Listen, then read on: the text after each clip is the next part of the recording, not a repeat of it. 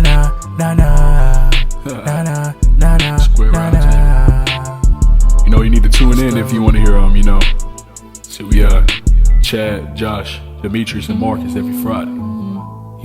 It's the Square Round Table. Tune in. It's the Square Round Table podcast. Tune in every Friday. Let's have a blast. I know at work you had a long day. Just relax and tune in. Make sure you tune in weekly, every Friday. MajorZoneMusic.com. We also tune on Spotify, iHeartRadio, and YouTube.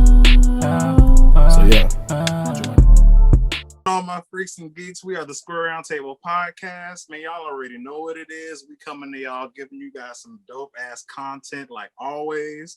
But yeah, guys, it's going to be a little different tonight. Finally, it's been a long time coming, but as you can see, we have no guests. It's just me and my boys chatting it up tonight. And we got a lot to talk about, yes.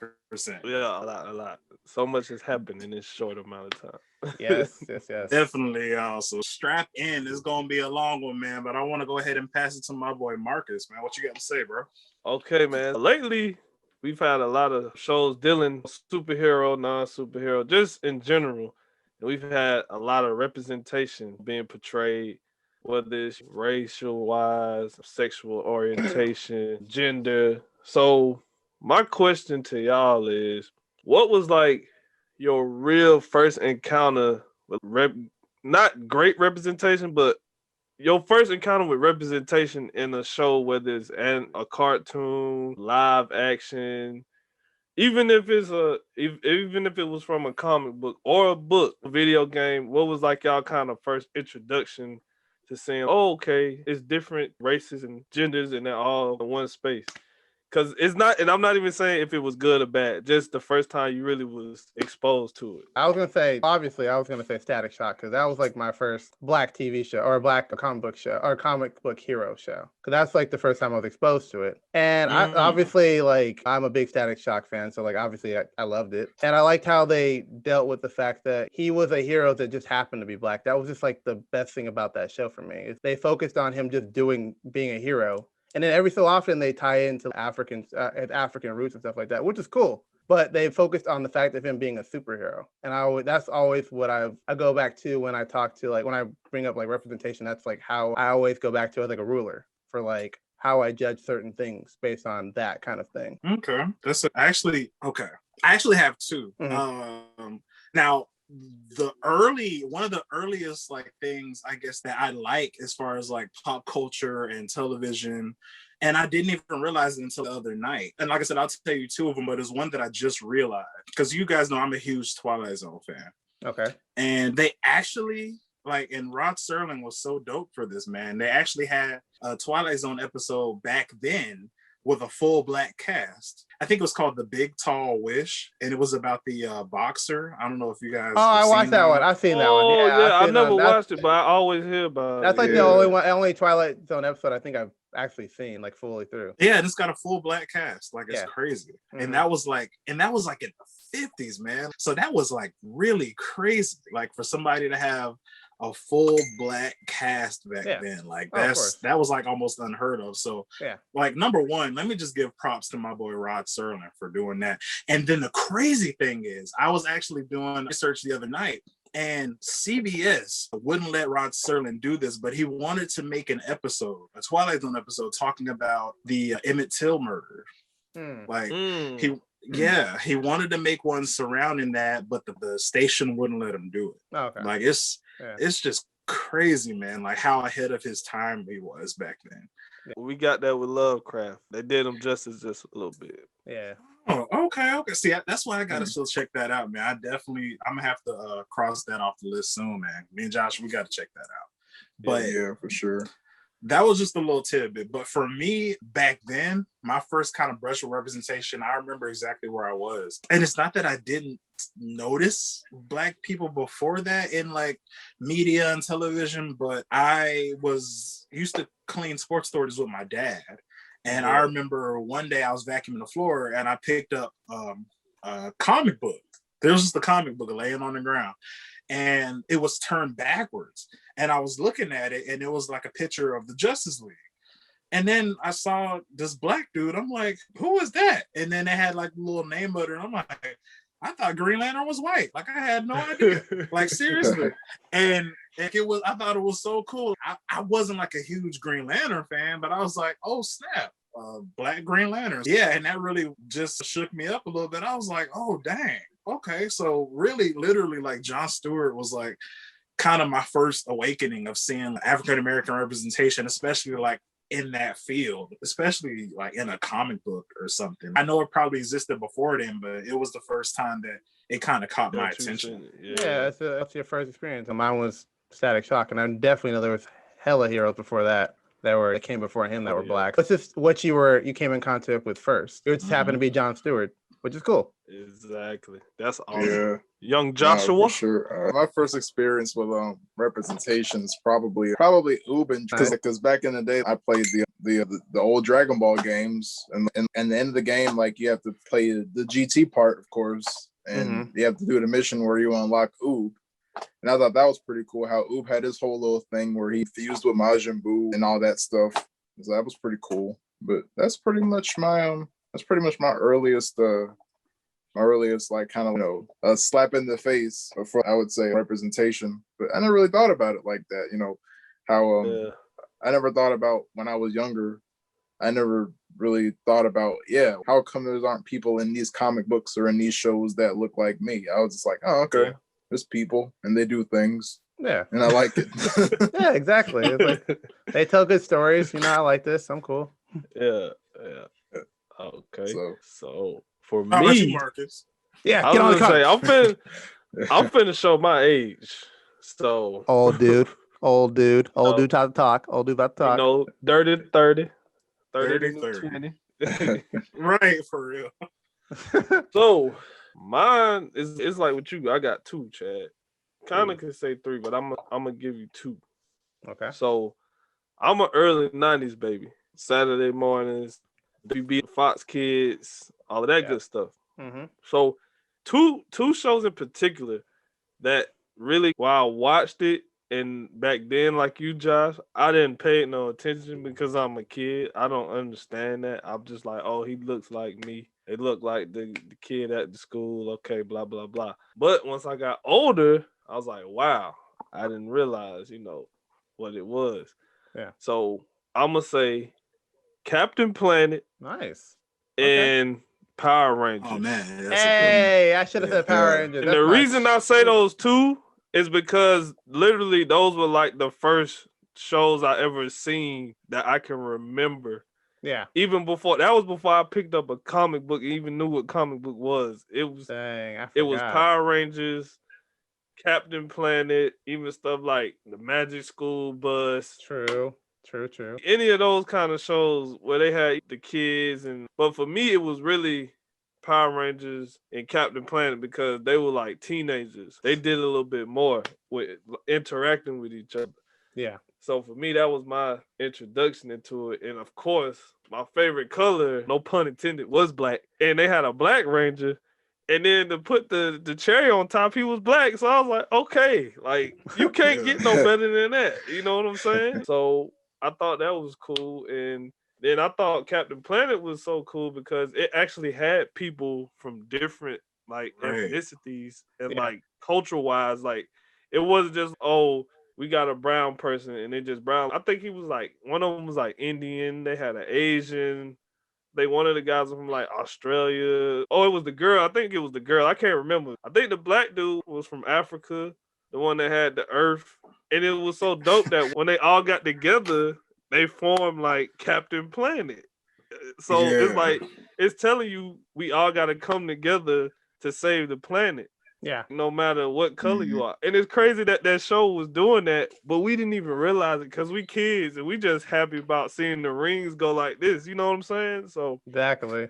And I'm so stupid. Like when I didn't even realize that till you just said that. I was like, wait a second, oh shit. I'm like, this sure did come together. Bruh, and that's what I'm saying. You don't realize it until you become a grown ass man and you see this stuff and you're like, oh my goodness. Like this show was really ahead of its time. Yeah. So, yeah. I didn't even think that. That was my two. That was definitely my two. Yeah, you brought up some memories, man. I forgot about Power Rangers for a minute. That was my stuff back in the day. So thank you for that. Yeah, And for sure. But I think the thing with Power Rangers too is it's probably been one of the most consistent shows with doing that. Yeah. Because they don't make the Rangers, they don't choose them by color or nothing. It's not, oh, because he's black, he's the Black Ranger. They choose the best Ranger for their given powers. You know what I'm saying? Yeah. And they even they elaborated on it more when they came out with the movie and how they gave them like the ninja powers and stuff. And like the little part with Adam when he's like, oh, why am I the frog? It's all the reason why you get your powers and why you this. Just it's been a couple of Red Rangers that been black. The Red Rangers are, but that's why I always, even though Power Rangers was cheesy, it's been around a little bit too long now. But I've always taken my hat off to them for taking that leap into not being afraid to let the characters of color and let the women believe. Because even in the comic books, it was a woman who was the Red Ranger. They real, big on that, and they was doing it before it was big. So. That's why I gotta show them some love. Shout out to Boom Studios. Yeah, definitely. Shout out to Boom Studios, man. They were killing it. Yeah, but yeah, guys. Now that I have it fresh in my mind, how come black villains or black superheroes have to have black to start off their superhero name? Like Black Panther, Black, and now more recently Black Samson from what's his name? From Invincible. Yeah. Like ironically calling him Black Samson. I mean, because that's such a bad name. I feel like that had to be done ironically. But I feel like a lot of the names in Invincible are like bad in a way. They're just like some of them are bad. Like all the the knockoff Justice League members, because that's what I call them. Their names were just bad, bro. Like all of them were just bad names. And I was just like, 'cause I was watching it with one of my friends, and she was like, "Man, why are all their names just like really bad? They're just like a constant like badness to them." And I was like, I think that's a joke about it. I think they're just making fun of the fact that superheroes they don't come up with the best names all the time, or like they're really cheesy sometimes. Yeah, even though The Immortal is such a good name though. Oh yeah, definitely. Yeah, I like that. I like that one. I think a lot of it has to do with just if you want to go back to the history of comic books and how before there were black characters, a lot of these comic book creators were like Jewish kids, or they were trying to find their parents were immigrants and stuff. So they were trying to create the superheroes that represented them, who they wanted to be. Right. So when you get to the point like with Marvel and they were writing these characters, you had white males and black characters. So in their mind, they probably were like, not saying this is what they were thinking or not assuming, but you just have to have an open mind about it and think, okay, if we make a black superhero, let's come out with Black Panther.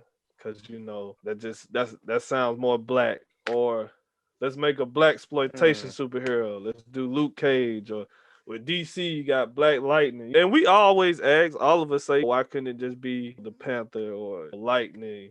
Because they don't call Jon Stewart Black Lantern, do they? No. It would be now. It really would be now.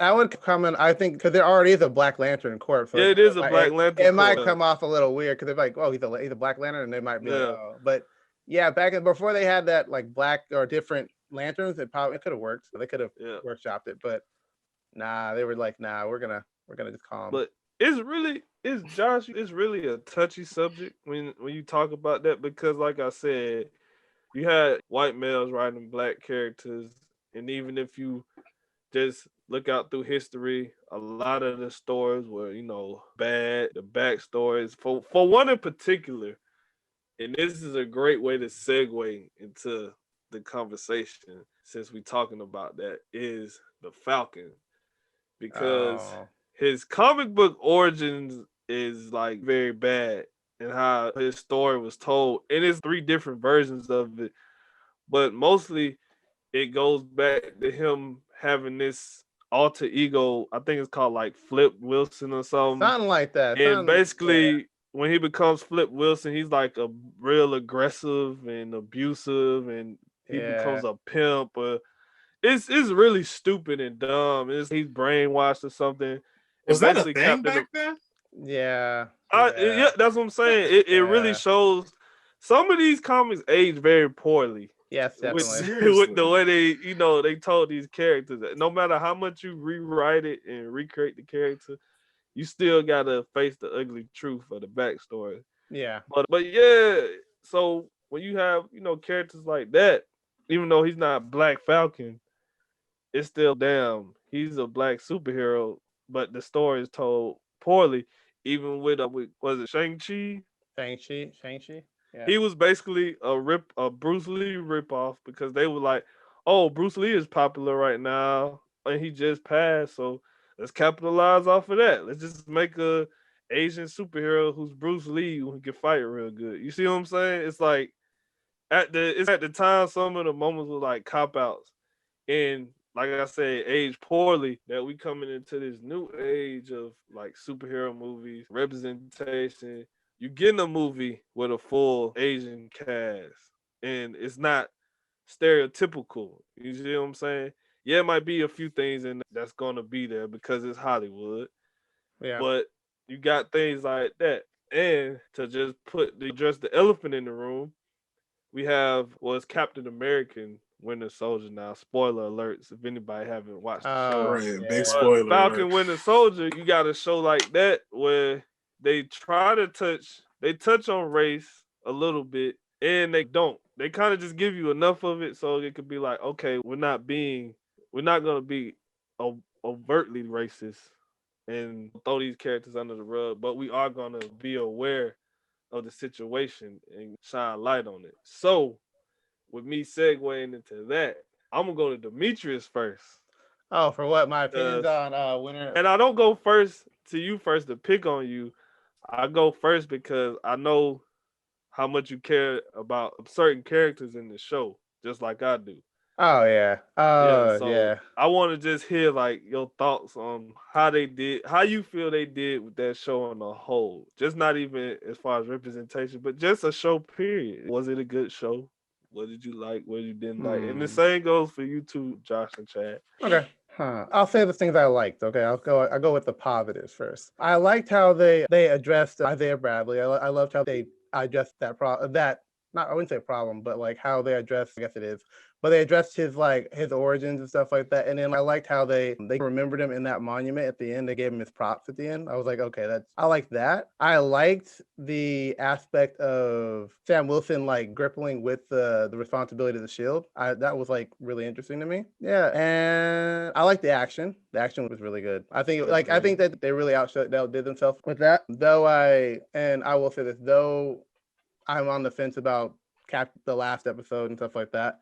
I do that they had it comic book accuracy. I have to give them props on having a comic book accurate Captain American outfit, even Scarily accurate. Yeah, I like that they did that, even though but at the end of the day, like I think that there was just parts of it just were rushed. A lot of it was like rushed to me. I think there were certain things that they could have removed. They could have, I don't know. I just didn't like how Carly's whole thing was like felt rushed. Their whole entire beginning to end was rushed in the back lot. When they said that I think they said they removed some stuff from the show. Yeah, because it felt like it actually felt like they removed it. Certain you could feel that. Yeah. So I think they could have just either removed that or something like that. Yeah, I like Falcon. When Falcon donned the shield, I was like, okay, it was all right. It was whatever, but I liked that he was Falcon for most of the show. Like I loved that they like tried to give him a little bit more shine on the show. And I liked, what was it? I liked the Wakandans, how they kind of brought them in there too. Like they had them involved. That was cool. But other than that, I'm trying to keep it very spoiler free. I'm just kind of tabbing it. But yeah, it did enough for a season 2 for me. I don't think that it was a perfect show by far. And obviously I don't, I feel about mantles and stuff like that. But other than that, everything worked out okay. But I don't know. I don't know if they're gonna do I think they're probably not gonna do Isaiah Bradley, anything with him or like a prequel series. I don't know if they're gonna do anything like that. But I wouldn't mind a prequel series for Isaiah Bradley going through that period in time to give some kind of light on that. Okay. Yeah, I gave you all a very summed up version because we'd be here all day if I really talked about Let me try to sum it up real quick because I'm just like, yeah, because I know like you guys love the show a lot. You guys were telling me you guys loved Captain America and the Winter Soldier. And the Winter Soldier. Oh yeah. So y'all were hyped, and I was just like, yeah. So yeah. Yeah. Okay. I'm gonna get a lot of shit for all this. Don't worry. Nah, bro, you not, bro. Trust me, it's Nah, people that feel exactly the same, bro. No, it not. is. I'm telling you. I am telling you. Basically, like, I would have liked to seen more U.S. agent. Like, I mean, yes. Yeah, agreed. Go ahead. yeah, because I mean, the Yeah, I outfit is totally cool, agree. but the outfit is cool, but they didn't really do anything with it. He just put it on. I felt like they should have gave him that outfit before he went into the fight. Yeah. Because the lady met with him, so I Mhm. was thinking, oh, she gonna give him the U.S. agent. But that's another like rush thing. When like Demetrius was talking about, when it was like he felt it was a rush. Like the setup for that it didn't deliver the way I wanted it to. Yeah, and his paper-made shield, he had was I was like, bro, what you that doing? shield was trash. I was like, what you doing with that shield, bro? Like, come on, man. I know you want to be Captain America, and I think that his progression into U.S. Agent was rushed, but like I could see like, okay, he went from idolizing Captain America to being his own kind of like person at the end of the show. So like he got his own kind of like legacy going after all that. So can I just say, honestly, I think that was probably one of the best characters in the show. Story development wise. Yes. I think he was the best out of everybody. And shout out to Wyatt Russell because he played the shit out of that character because that is how you are supposed to act. Yes. With a character that is not supposed to be likable because it sets you up in the end to feel sorry for him because it's damn, well, you know what? I can understand why he's going through that. Because this man that fought for the country, got PTSD, he's a vet, he's being thrown into this mantle of somebody who's been like one of the top heroes in the past 10 years. And it's a lot of pressure weighing on him. Then he goes to fight, spoilers if you haven't seen it yet, but you should by now. Yeah. His best friend is killed right in front of him, and everybody just expects him to be okay about it. Oh no, I would have read too, man. I would have went off. Exactly. Man. I would have went off. Let him take one. So then you telling me because he goes and kills a literal terrorist, and because it's in front of people, oh no, he can't be Captain America because Steve wouldn't have killed him in front of a. Bruh, Steve fought in a war. Okay. He killed people to survive. They just didn't see it because it was a war. Propaganda. But because he goes and commits this act, now he's a vigilante. And now you're gonna strip the man of his medals, his benefits, the Captain America mantle, and just tell him to go away and throw him away like he didn't just shed blood, sweat, and tears for the country. And that is probably, like I was telling Chad when we was talking about it, I think that's my favorite part of the show, that they dove into that part of the psyche of veterans and people who go and fight wars and stuff and come back and how they're treated. Yeah. And I was like, okay, now I was like, that's great. That is great writing right there because now you see why he is the way he is. It's not because, he's angry because he can't be Captain America. He's angry because he's trying to figure out how to do this. And he's been fighting for so long and he's still not getting accepted. Because just like how Bucky says you're not Cap, Sam doesn't want to work with him. He still got people like throwing him to the side and he's like, I'm trying. So that was done very well. So I got to give props to that. That was probably my highlight of the whole show. Like I said, like at the end of the day, like he came out a whole new hero. He came out with his own shit. He was like, yeah, I don't need y'all no more. Like I'm U.S. agent now, bro. I don't need y'all. I don't need the government no more. I'm cool. With his and his whole black wife with a little red. I was like, okay, all right, all right, bro. All right, I see you. Best, like I said, I agree. Best character in the show. I have to say, hands down, best character in that show. Winter Soldier thing comes second to that. Like Winter Soldier's struggle throughout the show comes second. To that. Like I agree. I love what they did with Bucky. Oh, I like when what's your name came and disabled his arm and he just looked like I can have it. I was like, my man. She hit a. I said When I saw it, I said, "Damn, she did the Uma Thurman 5 pounds." Right, she really did though. She with the quickness knocked his whole. He looked at her. He looked at her like, man, I don't even have control of my arms. Like he was like, nah, that's mine. That's Wakanda's technology. I was like, dang. Exactly, with the quickness, bro. But yeah, I was gonna say I don't particularly care for the design of the arm. Like silver, he should have a silver arm. I just don't like the black and I didn't like it either. I don't like the black and gold. Yeah. I think they only did it because that goes back to our black thing because it's the Black Panther, so they had to make it black. But yeah, I agree with that. I think it could have stayed silver because I think that's what gives the Winter Soldier his unique. I mean, look. if they can get if they can give everybody else comic book accurate costume, they could throw him an arm. Right, at least throw him an arm. You know what I'm saying, with a star on it, with a little star on it, a little silver. You know, get the little silver right. Y'all right.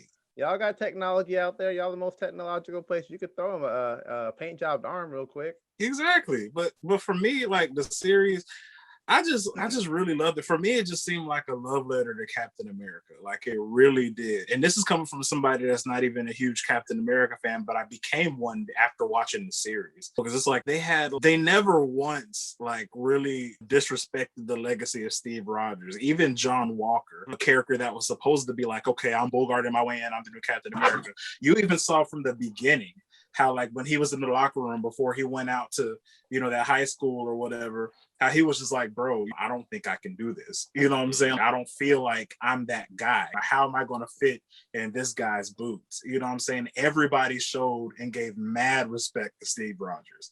And I just love that, man. And then as far as the writing goes, I feel the story, we all knew what the end result was going to be. Yeah. Like basically everything was a means to an end. We all knew that at the end of the day, Falcon was going to become Captain America. But what the issue was, okay, how do we get to that point?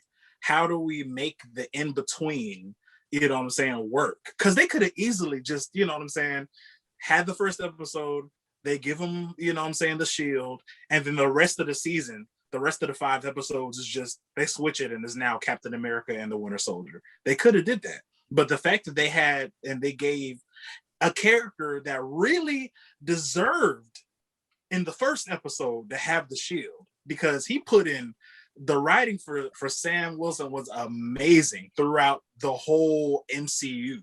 He deserved it. He didn't have to go through that. They didn't have to write the inner struggle of him, then having to get guidance from Isaiah, then having to battle himself and trying to figure out, okay, how do they do black folks? My sister's struggling.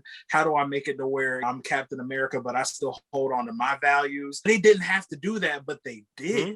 And that's what just made me fall in love with that series so much, because they showed Sam Wilson not just as a soldier, they showed him as a person. They showed Isaiah Bradley not just as a soldier, they showed him as a person. And at the end, everybody had their cathartic reckoning. They had it at the end. Everybody got it. And that's what I love about that series. That's why I'm just like, the little points with the flag smashers, I get it. Like I said, it was a means to an end. They needed some kind of villain. And they didn't make Zemo that guy. That's the thing that I love about that shit. Oh, yeah. Zemo was in there, and they didn't make him because I thought they were going to make him like the main, bad guy, but they made him a likable character. And I'm like, dang, because once again, just like Captain America, when they first showed Zemo in, what was it? In Civil War. Yeah. I didn't like him. I did not like that character at all, but then they brought him back and made him a super duper likable character. And I love what they did with him in the story. Once again, the writing, he was like a little bit of comic relief, but he still had a good point in the story, even when he blew up the Flag Smasher truck at the end. You know what I'm saying? It all worked out. Everybody served their purpose, and it was small. Sure, they could have made it a little bit longer or gave somebody a little bit more of time to breathe. I agree what you guys were saying with John Walker. They could have gave him more time as the U.S. agent, but I feel like I'm glad they opened and closed his Captain America story. I like what they did with that. And they're just like, okay, this is what he is now. And we'll see where we go with that. But I think it was just a really cool series, man. I just really liked how they did the writing, especially for Sam. Like they showed his strength. Like they made it evident that he doesn't have this soldier serum.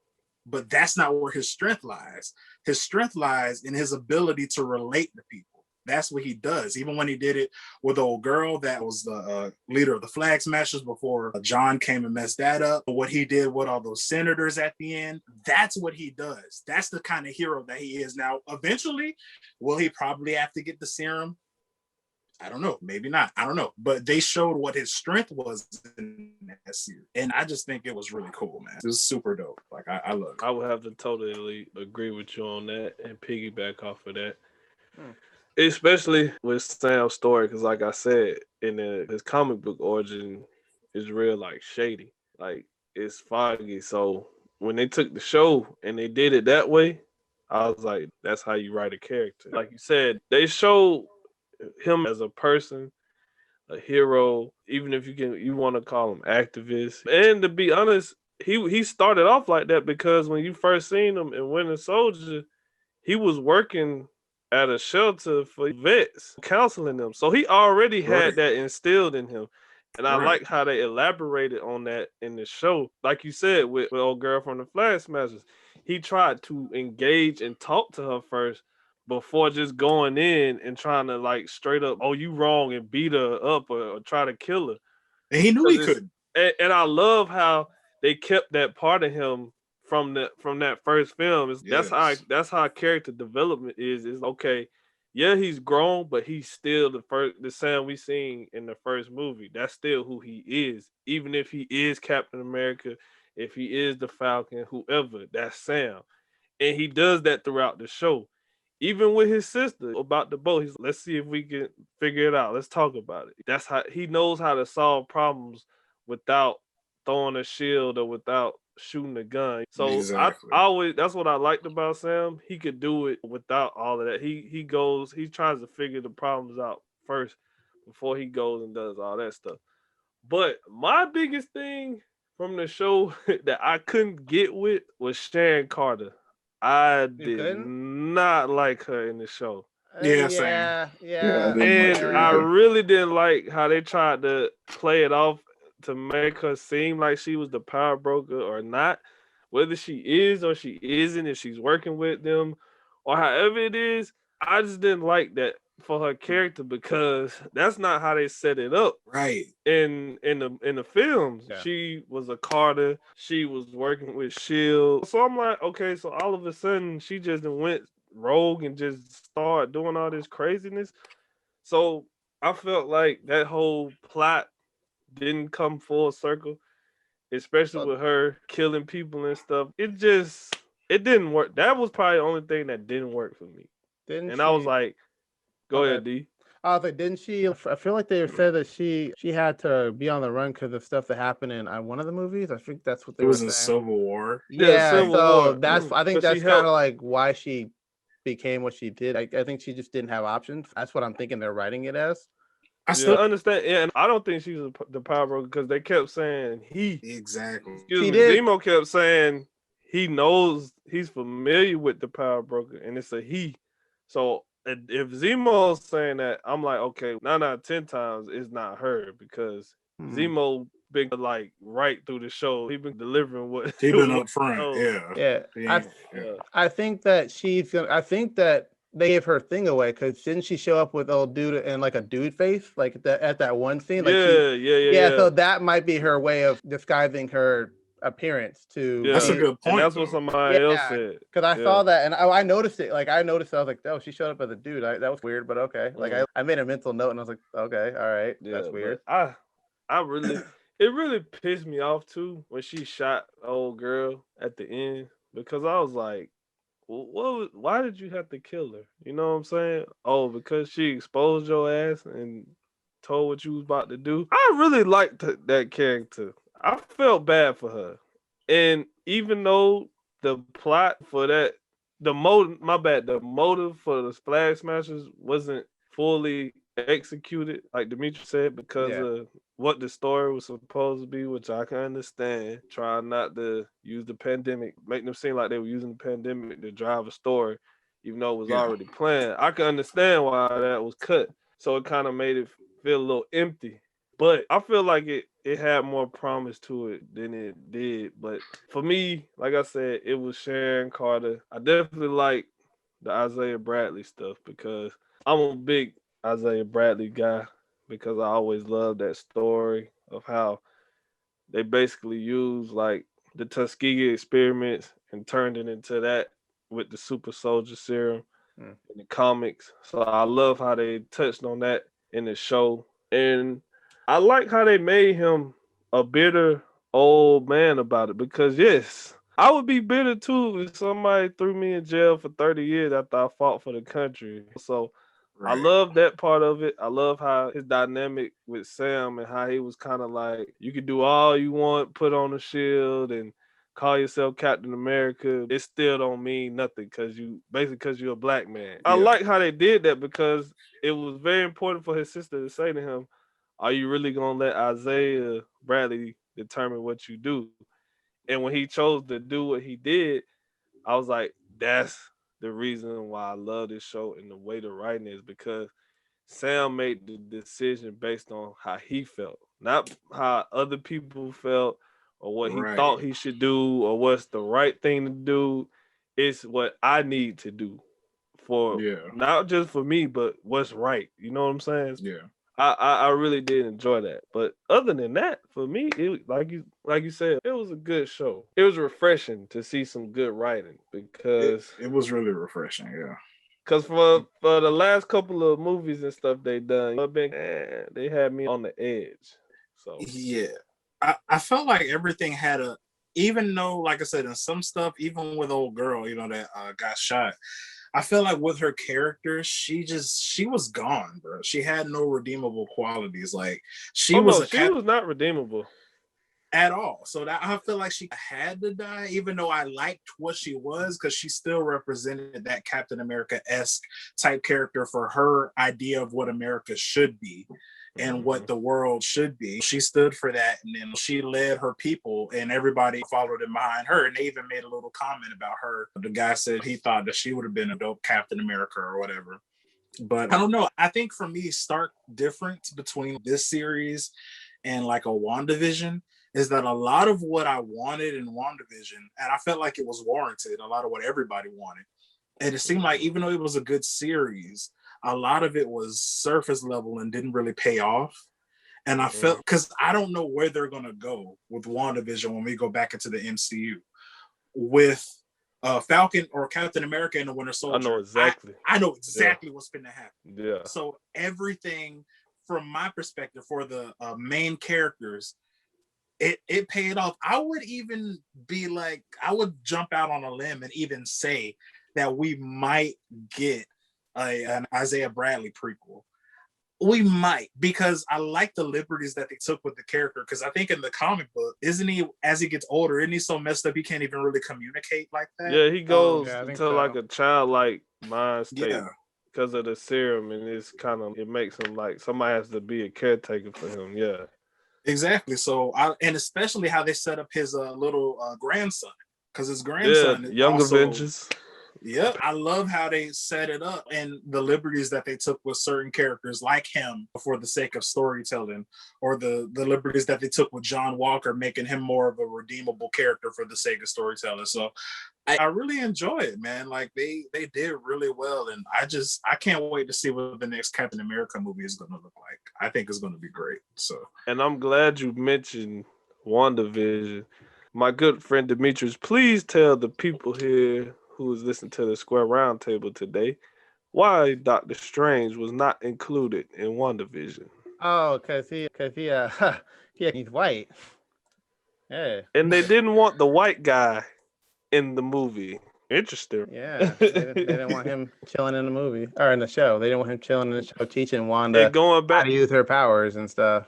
exactly. And that's going back to what you just said, Chad. You feel like with WandaVision, you don't know where it's gonna go. And when you right. do things like that, it hurts the show because it's like, why not do that? Because everybody, if you go to YouTube and watch like all the what if videos before it got to the finale. Half of them was Doctor Strange, Mephisto, Magneto. It was names like that. I got that. Let me put my little point in there. Since you said Mephisto, she didn't even know Mephisto was a character. The director of the show didn't even know that was a character. Yes. So she was writing in this plot of like Mephisto kind of being the big bad or whatever, and he just never showed up. It was crazy because like I was sitting there, okay, Mephisto's probably gonna show up because I was thinking like I'm thinking comic book wise. I'm like, okay, if the twins are here, we got to get some Mephisto. Like I'm waiting for it. I'm sitting there waiting. Last episode comes out. I'm like, okay, where's he showing up? Is Quicksilver gonna be him? Like I was just putting my head around it, and then into the show it led to a Bonner joke, like a really expensive joke. Yeah. And I was like, and so this goes to a bigger thing is Marvel. They sometimes don't know where they're going with things. Like they have no idea. Like they have an idea of characters, but they don't know how to write them. Like they'll write a character and then they'll just go, we need that character to get here. Let's fill in a plot and let's make it work. And I'm like, and then they get mad at the fans because the fans will predict Mephisto because they know the books, because that's how the books are. And it's a disconnect. And I'm going to get off my soapbox for real. Let me get off my soapbox. No, because I agree, Demetrius, and that's what they have to understand. A lot of these people are people who are just coming into these movies neutral, but the majority of these people are actual comic book fans, and they're not asking you to do it page by page, panel by panel, word by word. But if you're going to set a story up and we familiar with it, don't just blow away a whole important character because Mephisto is very important to that storyline. It's not like he's a throwaway character in the comic books. He's the reason why the twins exist, and that's the whole reason why she goes and all that. Yes. So going back to that show, one of my good friends, shout out to FIFA, my sister, she said her biggest problem with this show was they spent too much time on the sitcom part of it and less time on the actual story of Wanda and Vision. And I was like, I totally agree. Yes. Because I felt like those first 3 episodes were mostly based around the whole sitcom thing. And I get it. I get why it was going on because from her childhood. Okay, cool. But don't spend so much time on it. You see what I'm saying? Yeah. We shouldn't be seeing the outside world. And what was it, the 3rd or 4th episode, I think? When they were showing what was going on? I think it was 3rd or 4th. Yeah. I think so. So, and then like we all were saying, the episodes weren't that long. They were like, some of them were like 30, 40 minutes. So it's y'all already taking too long to set this thing up. Exactly.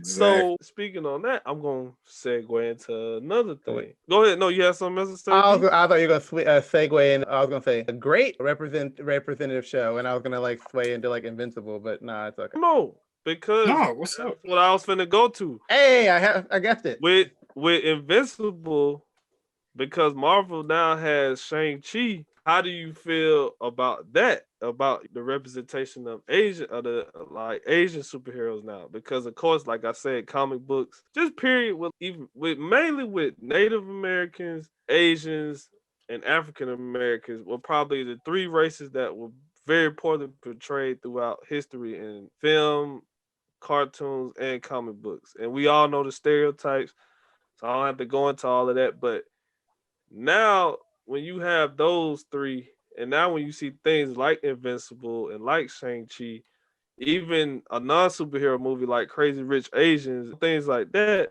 what is your take on that and how they portray those characters?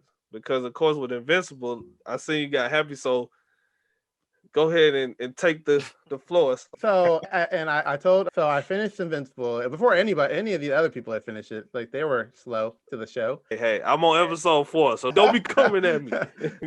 But I told him, I was like, this is how you represent characters, because they brought in characters and they made them just great. Like they met them in and they were like, okay, Asian main hero, he's going to go do superhero things, but they represented everything around him that was there. And they didn't say anything. They didn't speak about any of it.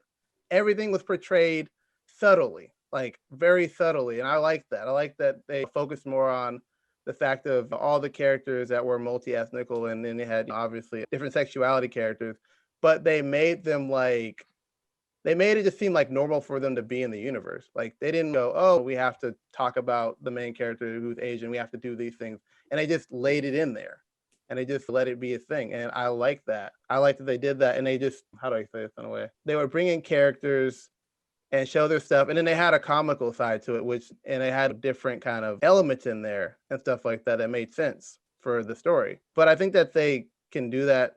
I don't know. I'm gonna stop myself because I'm rambling a little bit too much. But you good, dude? I like that. I also like that the dynamic between his mom and like him, that was like a really good thing. Like the showing that just because their dynamic is interesting, because like he's a superhero and she's like a normal person, but like she'll still be his mom and stuff like that. She'll still come up to him and be like, yeah, you need to stop being a jerk, for lack of better words. And he's just, oh, what are you gonna do? Stop me? And then she's just, oh, it makes you feel powerful. Do that. She's like, talk to him like a mom, like she didn't care about it, and represent like how a mom would be to a superhero. So I agree with that. And that's why I still, even though we like, spoiler alert, and then Marcus hasn't seen it yet, so I'm not going to really talk too much about that.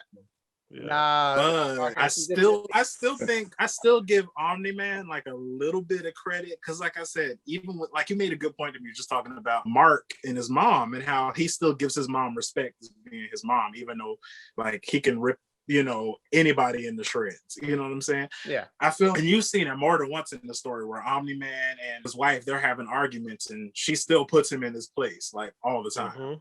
And he's just, so that's why I'm just like, he's a piece of crap, but he still respects that woman. As much as he wants to say that he doesn't, he still respects that woman. So that's why I'm just like, he gets a little bit of a, I won't say a pass, because he does some whack stuff. Even he destroyed everybody. And then the way he did my boy Darkwing is just like disrespectful. At least he stood up there and boxed with everybody else. R.I.P. with Dark. At least he stood up there and boxed with everybody else, bro. He gave, you know what I'm saying, my boy, was it Red Rush, a little 2-piece. He let him hit him a lot. He was like, oh, okay, whatever. He gave Martian a little 2-piece. He gave my boy good old Honest Abe, you know what I'm saying, the immortal 2-piece. But my boy, like, Darkwing tried to pull a Batman move. He was like, oh, hell no. He was like, He was like, you are the weakest link, man. He was like, you're the fucking weakest fucking link here, bro. I'm like, you had to get to the black dude, bro. You couldn't at least let my boy get a few little Batman hits in. You couldn't let him do that. It shows, and I think that I'm not really going on a limb here, but that just shows how much of how superior he thinks he is to everybody. Because like he let everybody else get their thing in, but he looked at him and was like, you are not superior to me on any level. He really did. Let me wreck you real quick, and let me show you what. Yeah, for sure. But one thing I do like about Darkwing though is when everybody did get called back to the lair, everybody thought Darkwing called him. So everybody respects Darkwing as, so obviously the main guy. He's the leader. Yeah, the Batman. He's basically the Batman. Yeah. Nah, he's a Batman on a glider, bro. He's the Batman of the Batman / Silver Surfer. Yeah, Green Goblin, Silver Surfer, all of the above. Hey, he shouldn't have done him that dirty, being that he saved his freaking. The only reason Omni-Man found his wife in the end, so like he should have given him some props, because that flashback was his wife apparently. So. Oh really? Yeah, that was his wife when she was younger. So like he saved. Yeah. Oh, I can't wait to see that. That's gonna be way more dirty. Yeah, that's trash, bro. That's kind of messed up. He's a dick. Yeah, he's but like you said, I just like Omni-Man. I like that he was realistic about it. Like he was like the crazy part about it, he was not wrong that entire last little bit of the fight. He wasn't wrong. He wasn't wrong. And he was like, Mark, he was like, how can you not see it? You are better than these people. Like, how could you not see it? Like, how could you not see it? He was just like giving them straight facts, and like Mark was like, third eye, bro. Mark was like, no, I don't believe you. And you should believe your mind, dude. You believe it to be true. And I was like, this man was like, what are you upset about? This? Boom. And just no, when he beat him so bad that he had a flashback. Like he was beating that man so bad he had a flashback. He was like, "Oh, I can't kill him. All right, I gotta leave." I was like, No. "Man." He beat the brakes off of his ass. And like Joshua was saying, he was like, thank God he has like a healing ability because my man looked like Rocky sitting up there. I was just like, No, when he said when he said he was gonna take him out, he said, "Oh, it's 17 years. I can do it again." I was like, "Oh shit, right, I could just have another son." I was like, he just started going in like he went Red Rush a little bit, started going in like ham. I'm like, you gotta beat my man ass. He was having a flashback while whooping his ass. I'm like, that's rough, bro. Or the fact that he threw him in the train, bro. He threw him in the train. Oh and stuff. my god! I can't wait. I can't wait to see that. My man in the train and was like, it just had him Marcus, sitting it there. gets real bad, bro. It gets really to the point. I like what's his name, Rexplode, because he was just like, what am I supposed to do to any of this stuff? I'm not Mark, man. I'm not gonna go out there with Omni Man. Like I'm still in the. Rex said, fuck that shit. Because my boy Black, what's his name, Joshua? Black Samson. Black Samson, he cool. He done got his little powers back. Black Samson. Yeah, guys, let's get out here and help my man's out. And my boy, little robot dude, was just like, nah. They had to pull his coattail. They was like, are you coming too? He was like, and even even Adam and Eve's overpowered ass was like, nah, I'm chilling here. Chilling, bro. Broke, man. Adam and Eve is OP, man. She's just OP as mess. Like, nah, she's definitely OP. She's broken. I really think she could do something to him though, because she can literally warp reality. So I'm like, she can mess with atoms at any kind of level, man. Yeah, Adam Eve is basically like Wanda, basically. Yeah. Like she can do whatever Wanda does, except hers is more leaning towards science than magic. But she can literally like trap my man's in a fifth dimension or something. Yeah, she can make things come out of reality and stuff. So she could be like, "Oh, I'll rearrange things," and it makes whatever she wants. And I'm like, and then she can't. And then, spoiler alert, she can't die. Like she doesn't. She just. She can't die. No, because she got old in the comics, and then she just literally just revived herself. Like it was just like. Isn't that kind of like the immortal? So what's up with him? Why is he able to? Does he just reincarnate? I think that he has to be connected, like his body has to be connected, like his head has to be on his like shoulders, because like before that he couldn't come back, and then like they attached him and he came right back. So I think it has to. I think it's like the rule about it. He has to be connected to his body. Oh, okay. And I think that's why what's the name was just like, I'm cutting your head off. I'm knocking your head off. He cut that thing clean off. Clean with a karate. Right. I'm like, yo, who do y'all? Okay, Marcus, and you've seen it. I'm gonna go ahead and pose this question: who do you think is gonna win in a fight, Omni-Man or Superman, and why? Okay. Look. If we just gonna say it like this, I'm gonna ask this question. Nobody's holding back anything, right? Here's my thing: both of them still have their personalities. They're still the same. Okay, I know it now. They're still the same. I got it now. I got it now. If you gonna say it like that, then I got it now. I already know. I already know. Omni-Man gonna wreck that man. Omni-Man is cold. Like Omni-Man don't care. If the finale didn't tell you anything, Omni-Man don't care. Yeah, I just seeing him do what he did to that whole team. Yeah, because that's my thing. If they just both rolled up on each other and then Batman was like, hey, there's this dude, Omni, we can't find him, you need to take him out. And like, let's just pretend everything was okay in the universe where Omni-Man is, and they just run into each other and have to fight. That's what I'm saying. Who's going to take that fight? Like Omni-Man is going to kill that man, because they were bred to, like, spoiler for anybody who hasn't seen it. Marcus, I'm sorry, I'm gonna spoil this for you. It's fine, man. They come from a race of people that just kill the weaker person.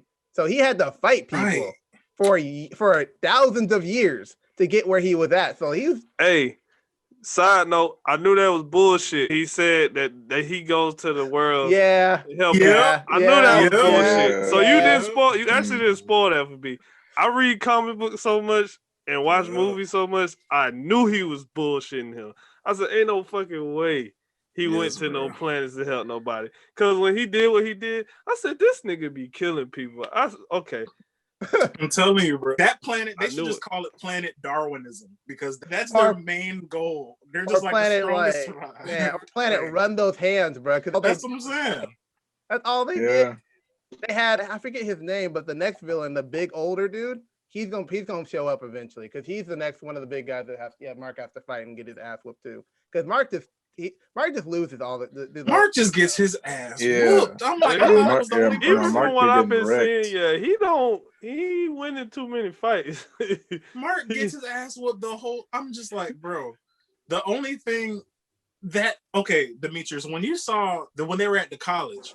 Yeah. How in the world did that little robot beat my man? Butt. What? And then the whole time when they went to go save Mark's best friend's boyfriend, them robots were wrecking my man. Like they were just like, dude. And then a parallel for Omni-Man. Omni-Man was just ripping them apart. He was just like they're paper. I'm like, man. No.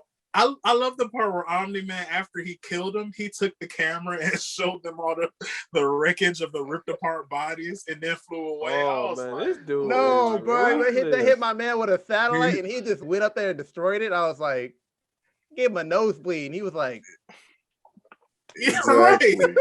He was like, yeah, that's the most expensive nosebleed in the world. Man, Cecil's my dude, man. Cecil, say what you want. Cecil's my dude. Cecil's awesome. Cecil's I love Cecil so much. I love that dude. I love Cecil. He made the hard decision that nobody wants to make. He was like, man, I'm not gonna save Mark. He might come for me. I'm gonna let him fight that out. But tell me, bro. But my thing is just like, and here Mark comes. He should have got his ass tore out the frame because here Mark comes with Adam Eve to ruin shit. My boy Cecil had his ass. With that big monster that they like souped up and gave all those powers to. He was devouring Omni-Man. He had him. When me and Josh were sitting there watching that, I was like, oh my God, they got him. And here come Mark, Dad. Oh my God, Dad. I was like, bro, you didn't want to be there. He had a Peter Quill moment. Yeah, I was about to say that. Bruh, yes. He's always happy, bro. At the beginning of the show, the team didn't even know that Omni-Man was his father. And then here comes Omni-Man, and then you see Mark's bitch ass, Dad. And they're like, wait, that's your dad? He's like, oh, I didn't mean to say that. Like, shut up. Shut your I want to be like my dad ass up. Shut up. The crazy thing about it is that he couldn't even take those aliens. And them aliens weren't even like Robot was taking them down. Robot aliens was were hilarious, bro. That was my favorite episode. Like, that was my favorite episode. Because like they robots kept coming back. They were like, okay, we're gonna come back and fuck with you later on the episode. Don't forget about us. Seriously though, but can we just give some props to like the Mark Hamill, like the fact that he's like the dude making the costumes. I love the fact when I heard Mark Hamill's voice, I'm like, yes. Oh, that is or Seth Rogen, or Seth Rogen as Alan. And Alan, yes, Alan's my dude. I love Alan. I'm like, Alan the alien. That's my guy. He was like, you're pretty invincible. I was like, damn. He said he whooped your ass. Yes, bro. Yes. He said he whooped your ass. But that was so dope. That's like we said with Captain America Winter Soldier, which it is called now. That's great. That's great for writing, representation, character development. Just the fact that you can sit there and talk about that show just like you guys did. Somebody's doing something right.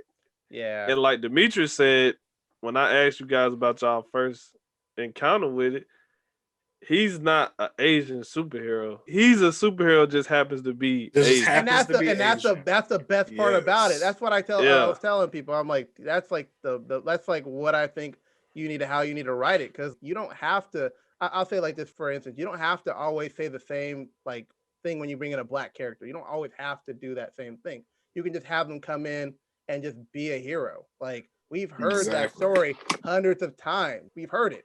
It's like back in the day when they would only cast or they'd only have slavery movies. That was the only thing we get. Like that, we've seen that 100 times. Like, I'm bored of it. To be frank, I'm bored of seeing it. Like, I want to see something fresh or something new. Like when you introduce a diverse character. Like I just do. And true. And I just want to give, before we get into a little bit more about Marvel and what they got coming up, because that's some other news that's dropped.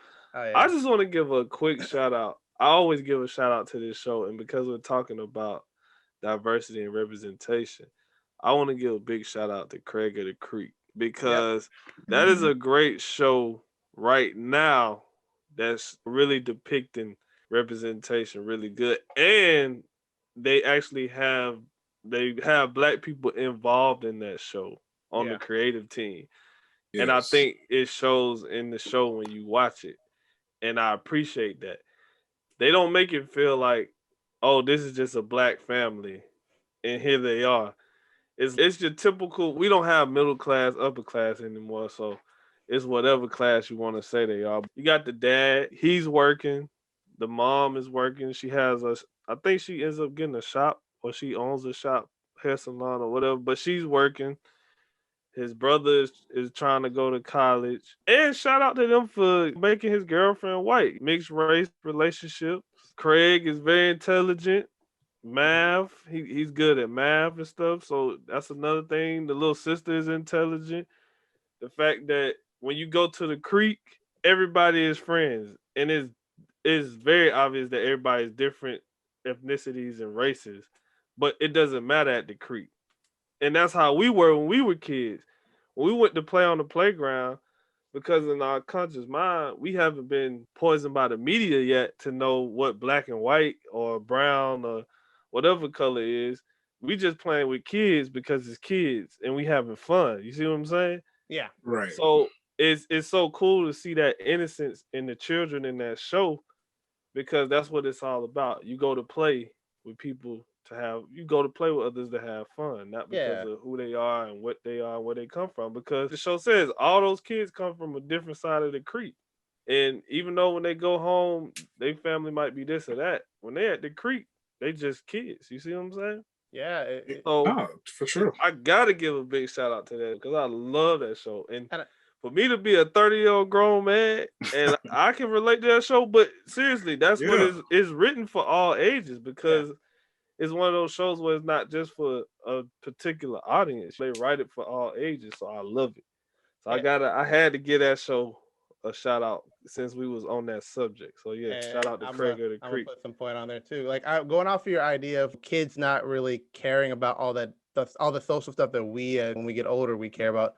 It's something that I think is not really conveyed in a lot of like shows. Mm-hmm. Like kids don't really care about any of the things, racial things like that, until they get older and they start seeing it. So they'll hang out and play with anybody, like they don't care. So I like that show does that, and they just make them let them be kids. So they even got two teenage girls in there who are in like a relationship. Mm-hmm. They like each other, stuff like that. Like it doesn't feel forced. It doesn't feel like they're trying to make you like it. That's the thing. This is what would happen. This is what goes on in a normal world. And it wasn't like, oh yeah, they're gay. They would say little stuff and it was a build up to it. You know what I'm saying? It felt natural. That's what subtle. It's subtle. Yeah. It was subtle with it. Yeah. And I'm okay with that because it's natural and that's what happens. It's going on in the outside world. So I think that show does a lot. It really, I love it. I respect that show. When you told me about it. I respect it. Yeah. When you told me about it, I like watch some of it because when I work with kids, so like they have it on, and I'm just like, this is really freaking good. Yeah, like, it's good. I'm sitting there watching it like with the kid just sitting there. It's like, yeah, dude, look at this. It's cool. And it's cool. I was just having a good time. That was a good show. And it just reminds me so much of my childhood, man. Like when he went to his granddad's house with the cicadas and all that. Like it's one of those shows that hits you in the heart. That's why I like it. I love it. I agree. No, same. I always say that's like one of my, since I saw it, it became like my favorite like cartoon holiday special. Their Thanksgiving special that they had. Because it was so accurate. Like it was scarily accurate. So, you talking about the one with the pie? Yes. Yeah. Just because I'm a big fan of dialogue, and that's really asking a lot for a show that's filtered for a child audience. That's asking really too much. But Craig of the Creek did it so well in that episode. Like I said, it felt like me sitting at the table with my family during Thanksgiving. Like it really did. And I wish more TV shows would take note of that. Like I said, the thing that kills me with television shows, they talk to children in the wrong way. That's what kills me. It's like they either punch down or try to talk down the children and everything's a fart joke. I love fart jokes, but it don't always got to be like that. I'm looking at you, Teen Titans Go. You know what I'm saying? It don't always have to be that. Or they try to force too much on children at a young age. Like, I'm not going to say any cartoon in particular because people be acting butt hurt. But some cartoons, I know what you talking about. Some cartoons force a lot of unneeded sexuality on children, and I think that a lot of the child audience are way too young to deal with that sort of thing. So one cartoon in particular that everybody loves that I don't really like that forces that on children, and I'm not really a fan of it. And that's all I'll say about that. Oh, go ahead. I think that like back in the 90s, and I'll give a good example. Back in the 90s, they didn't talk down to kids. Like they showed whatever it was. And when you got older, you were like, whoa, they talked about that. Like X-Men, the animated TV show, watching that as an adult is a different experience, man, from when you were a kid. Yeah. Like, they didn't talk down at all on that. Like that show was real, man. Man, they got races in that show, boy. Yes. I was watching it not too long ago. I said, I gotta cut this off. It's getting a little too real up in here. Like, I was like, where was this? I was like, I don't remember this. Or like the Batman, the animated TV show, great as an adult. Like an amazing run as an adult. Just like as a kid, a different experience as an adult. Like, totally. And I love cartoons that kind of like traverse like different periods of your life. Like you feel like you grow up with a show. And like I said, different parts of it mean different things to you. And that's why I feel like writing, you don't have to talk down to people and you don't have to put unneeded content in a show to try to force some sort of prejudice. Either way, you don't have to do that. You just got to make a good show that has great dialogue that anybody can understand. So I was just like, I'm just not with that. Like certain shows, like I said, like we talked about Teen Titans Go, and I don't like that because everything's a fart joke. And then, like I said, you got other shows that I won't mention that get too political on certain things. So we all know what I'm talking about. You know, so I don't have to say we're just exactly. Or on like the or like on the topic of like social trends. Like I feel like in these cartoon characters shouldn't be on like this abridged or this fake version of TikTok or Instagram. Because in the cartoon they might go ahead. Yeah, because like in some cartoons they might be like, yeah, I got these many likes on this insert fake app here. And then the cartoon character showing their phone and stuff. They make a whole thing about that. You think that breaks like the reality, not reality, but like breaks the show in a way, meaning it takes you out of it? Like when you start seeing things that are from like the real world the real world, TikTok and technology that you can relate to, do you think that takes you out of it, or do you just ignore it and just hopefully just keep going through the show? I ignore it. I just feel like it shouldn't be so forced on kids. Okay. Yeah. But I feel like that's more of an issue that's not really it's not really the cartoon's fault. The cartoon is just trying to like tend to what keep kids up with the do. time. Yeah, I agree. I feel like it's a bigger issue outside of the cartoon. Yes, completely. I wouldn't say it breaks the show, but it definitely where you definitely go. You got to makes you think, oh, that's TikTok. It kind of makes you relate to it outside of the world and it takes you out for a second. But I don't think it's like a deal breaker for a show or anything like that. So I'm okay with it. Like I don't watch too many like new cartoons on Cartoon Network or anything like that because they're not really great for me. I'm just like, okay, this is a fart joke, like you were saying with Teen Titans Go. This is like to entertain. It's not to tell a story. Like they're selling a product to me, but they're not trying to tell. They're not trying to put a story on top of that product. Like the X-Men animated TV show was selling X-Men toys probably. But they had a whole plot on top of it that where you're just like, you can go back now and you can get some enjoyment from it. Yeah, exactly. For me, it's the same thing. Like I always I've been talked about this on 6 different podcasts, but it's the same reason why I'm not really a big fan of Red Dead Redemption. It's the same thing. But you got to think about it, like follow me here. Because like when you think about cartoons and you think about and you try to dissect the mechanism of a cartoon, what makes it great? Regular show. What makes regular show great? Because it subverts your expectations of what it's going to be. You get into this and they're doing some mundane task, and then all of a sudden stuff goes bonkers. It just crazy. I love it. Exactly. Like what makes Adventure Time so great? Because it happens in this like crazy other universe that we can't even fathom, and it's all brand new, and it's got to be fantastic for a kid, because I got into that when I was an adult. But still, it's just, you shouldn't take the fantasy out of cartoons. Like I know we were talking about a lot of that with when Blake was on the podcast.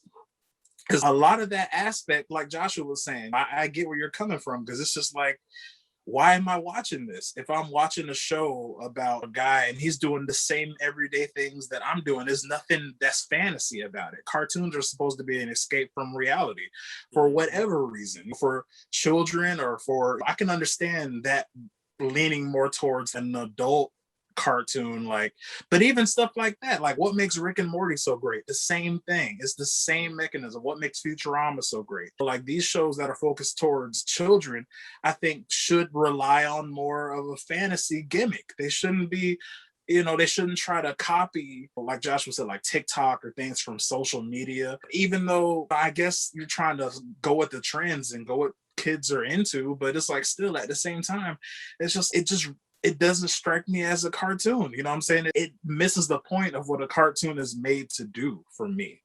So I get what you're saying on that, Josh. It just misses the mark in that way. Yeah. Now we're talking about that. I actually remember this show that I used to watch when I was younger. It's a show called, I don't know if y'all remember it. It's a show called 16, and it was a Cartoon Network show. Vaguely. Yeah, where they go to the mall, all the 16-year-olds. Yeah, I remember that one. That's a vague, that's a fever dream, bro. I'm like, I remember a little bit of it. I know what you're talking about, but I didn't watch it enough to like have an opinion about it.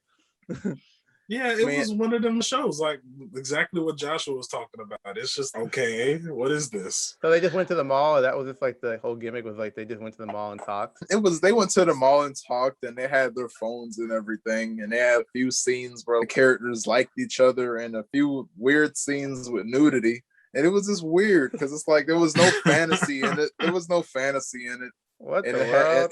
It inaccurately portrayed how or basically this made up thing to how teenagers might act, or like they go out to the mall or party and stuff like that. It was weird. I just feel, and at the time I wasn't even 16. I was like 11.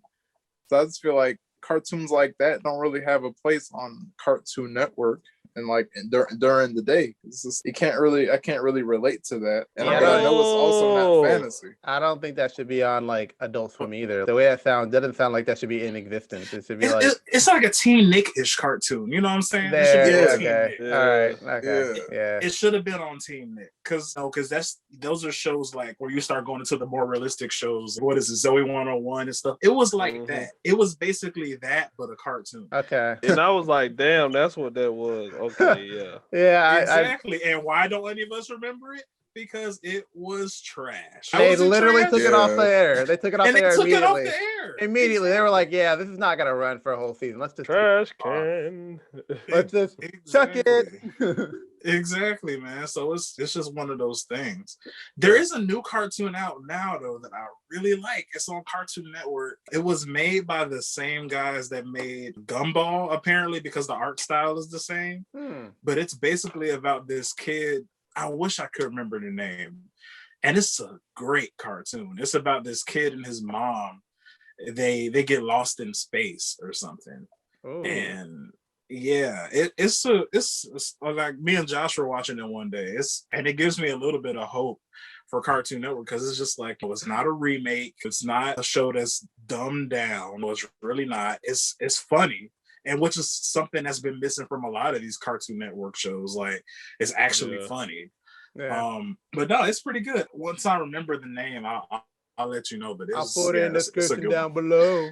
Yeah, definitely. Yeah, definitely have to shoot that down below. But yeah, guys, I wanted to ask, because we got off the subject of that a little bit, but what do you guys think about the new stuff that's coming down the pipe as far as because I watched the trailer today for the Phase 4 for Marvel. Yeah. So I wanted to know what you guys thought, because we got Spider-Man coming up, we got Black Panther, we got the Eternals, which I think is looking pretty good, and of course we got Shang-Chi. I think that's how you say it. I think so. So what do you guys think, man? I want to just Can I go first? Pose the question. Yes, Yeah. you can go Can I get first, the title? D. What's with the title for Captain? Sorry. What's with the title for Black Panther? That's what I was trying to say.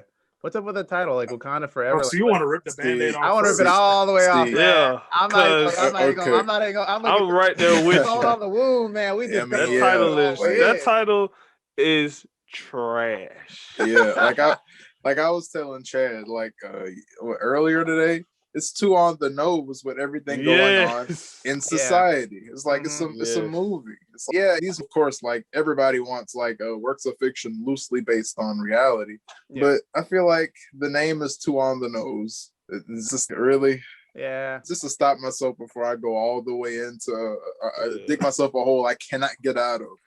Boy, I'm telling you, it makes me really nervous. It really makes me nervous. Like I always say, I need to see a trailer, then I'll make my opinion. Yes, that's the new motto now at the Square Round Table. I need a trailer. Until we see the trailer, we will not make any accusations. But we need to see a trailer first. I need to see definitely. Yeah.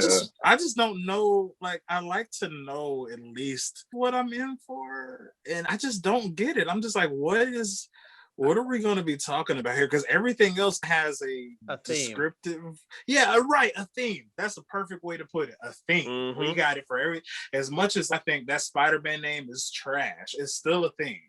You know what I'm saying? So it's just like, but Wakanda Forever is just like, number one, it makes me think that this is going to be the end for the Black Panther series. Number one, it gives me like, this is the finale. It gives me that. You know what I'm saying? And then number two is just, I just don't know. I don't. So do you want me? Do y'all want me to be that guy? Wait, go ahead, go first. Go ahead and blow it up. Go ahead and blow it up. I don't know what to say. Go ahead and blow it up. So, Wakanda Forever is what it is. It is a tribute film.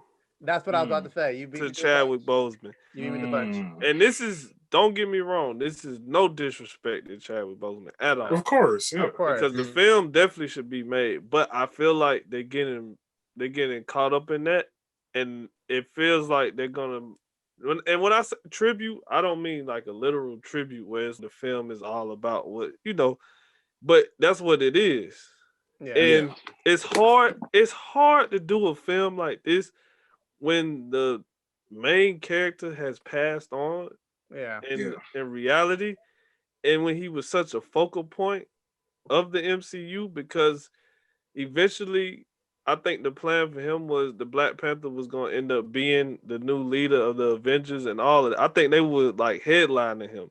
I understand from the business side of it and from the mental side of the directors, the writers, the actors. I understand that part because it's hard. It hasn't even been a year yet since he's passed. So I understand that. And they say the show has to go on, and he would want the show to go on. Now, getting that out the way and clearing the air with that, we don't want it to be so caught up in the moment of that we lose what he worked so hard to give us. And like you're saying, Chad, it feels like that's what it is, the end. It feels like this is the end.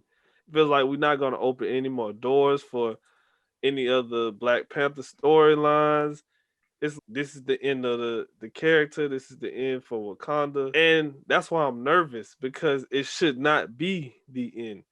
Because we lost our king in real life and in film, but we still have those who carry on the legacy. And as crazy as this gonna sound, I'm gonna use one of the movies from my childhood, The Lion King, and Mufasa was the king. But when Mufasa died, who comes behind Mufasa? Simba. But Simba struggled with his demons and with his past to try to come and be the next king. So it's always somebody who's going to come behind a king and take that mantle up, whether they want to, whether they don't want to. It's always the next heir to the throne. And I was hoping that's what they were going to kind of give us in the title. But when you see anything with forever in it, it's almost like a cry. This is the last hoorah kind of thing, and it makes you really nervous. It just really does.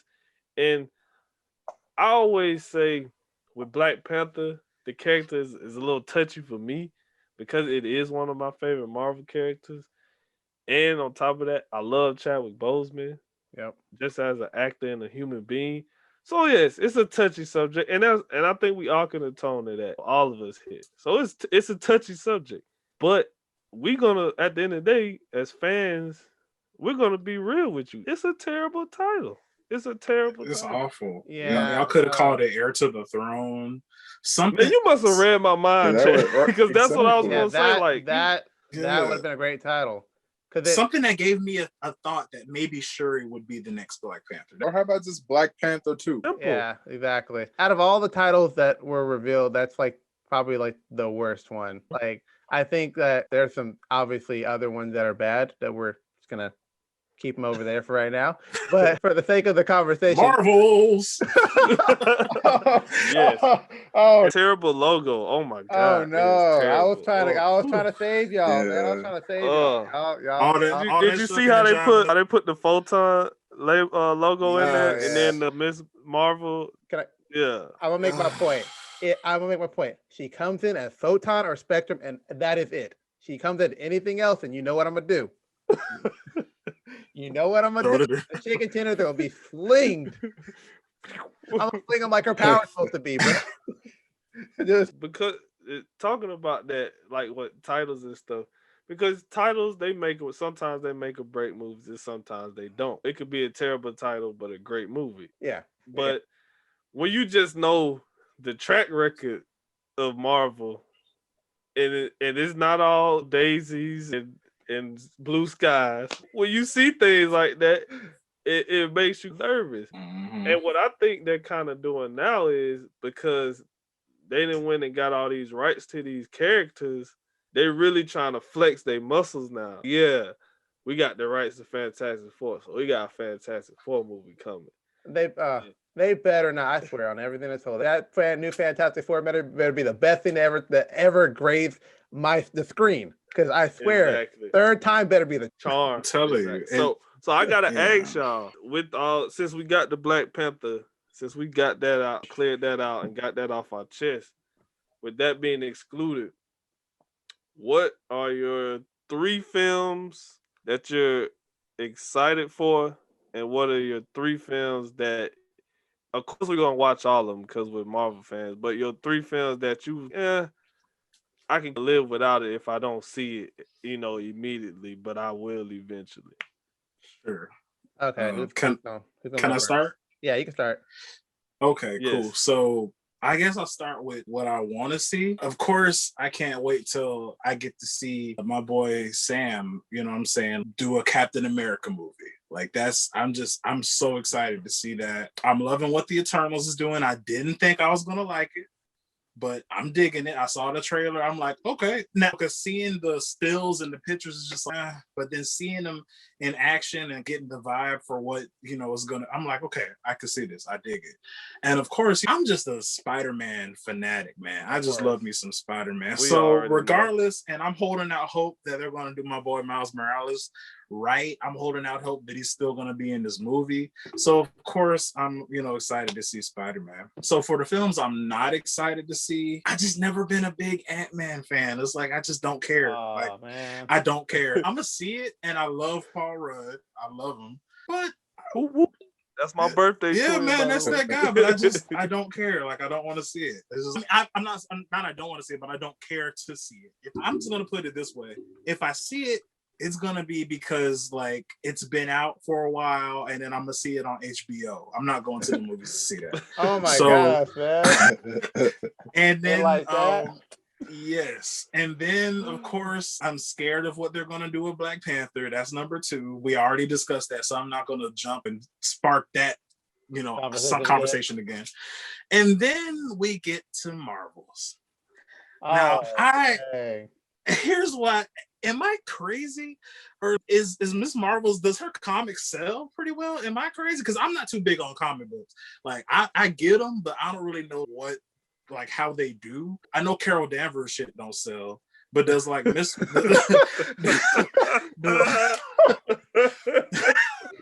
Man, you said it before I did, man. I was waiting for Because I knew Dmitri you were to gonna say say it. it. That's why I laughed so hard. But does Miss Marvel, does her stuff sell? Like I I don't know. don't hear anything about it, so I don't know. I'm not even. Yeah, I have no idea. I'm not even Because throwing no shade or nothing. I'm just like, I don't know. I'm throwing shade.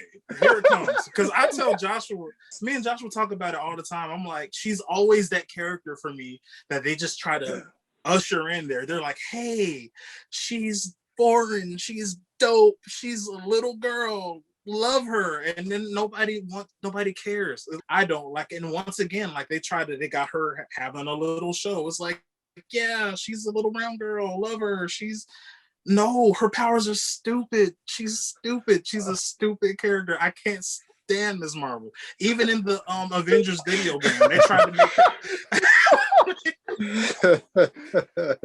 Oh my gosh, man! I hate Ms. Marvel. I thought you. I thought you were the biggest Ms. Marvel fan. Like here, I thought you were the big Ms. Marvel. I was like, man, he'll come on here and he'll be like, he's gonna defend her with her big stupid hands and her stupid. She's such a dumb character, and it's like they tried to make her the lead character in the Marvel video game. Which once again, who cares? Like, oh, this is the little girl and she brings all the Avengers together. Who cares, bro? No, I don't want to see that. I don't want to see the show. I don't care, bro. I'm just not with it. And this is coming from a guy I actually do. I don't like how they gave Monica Rambeau her powers. I thought that was stupid. That was trash. That was trash. Very. I'm just not liking where this is going. Like they gave her powers.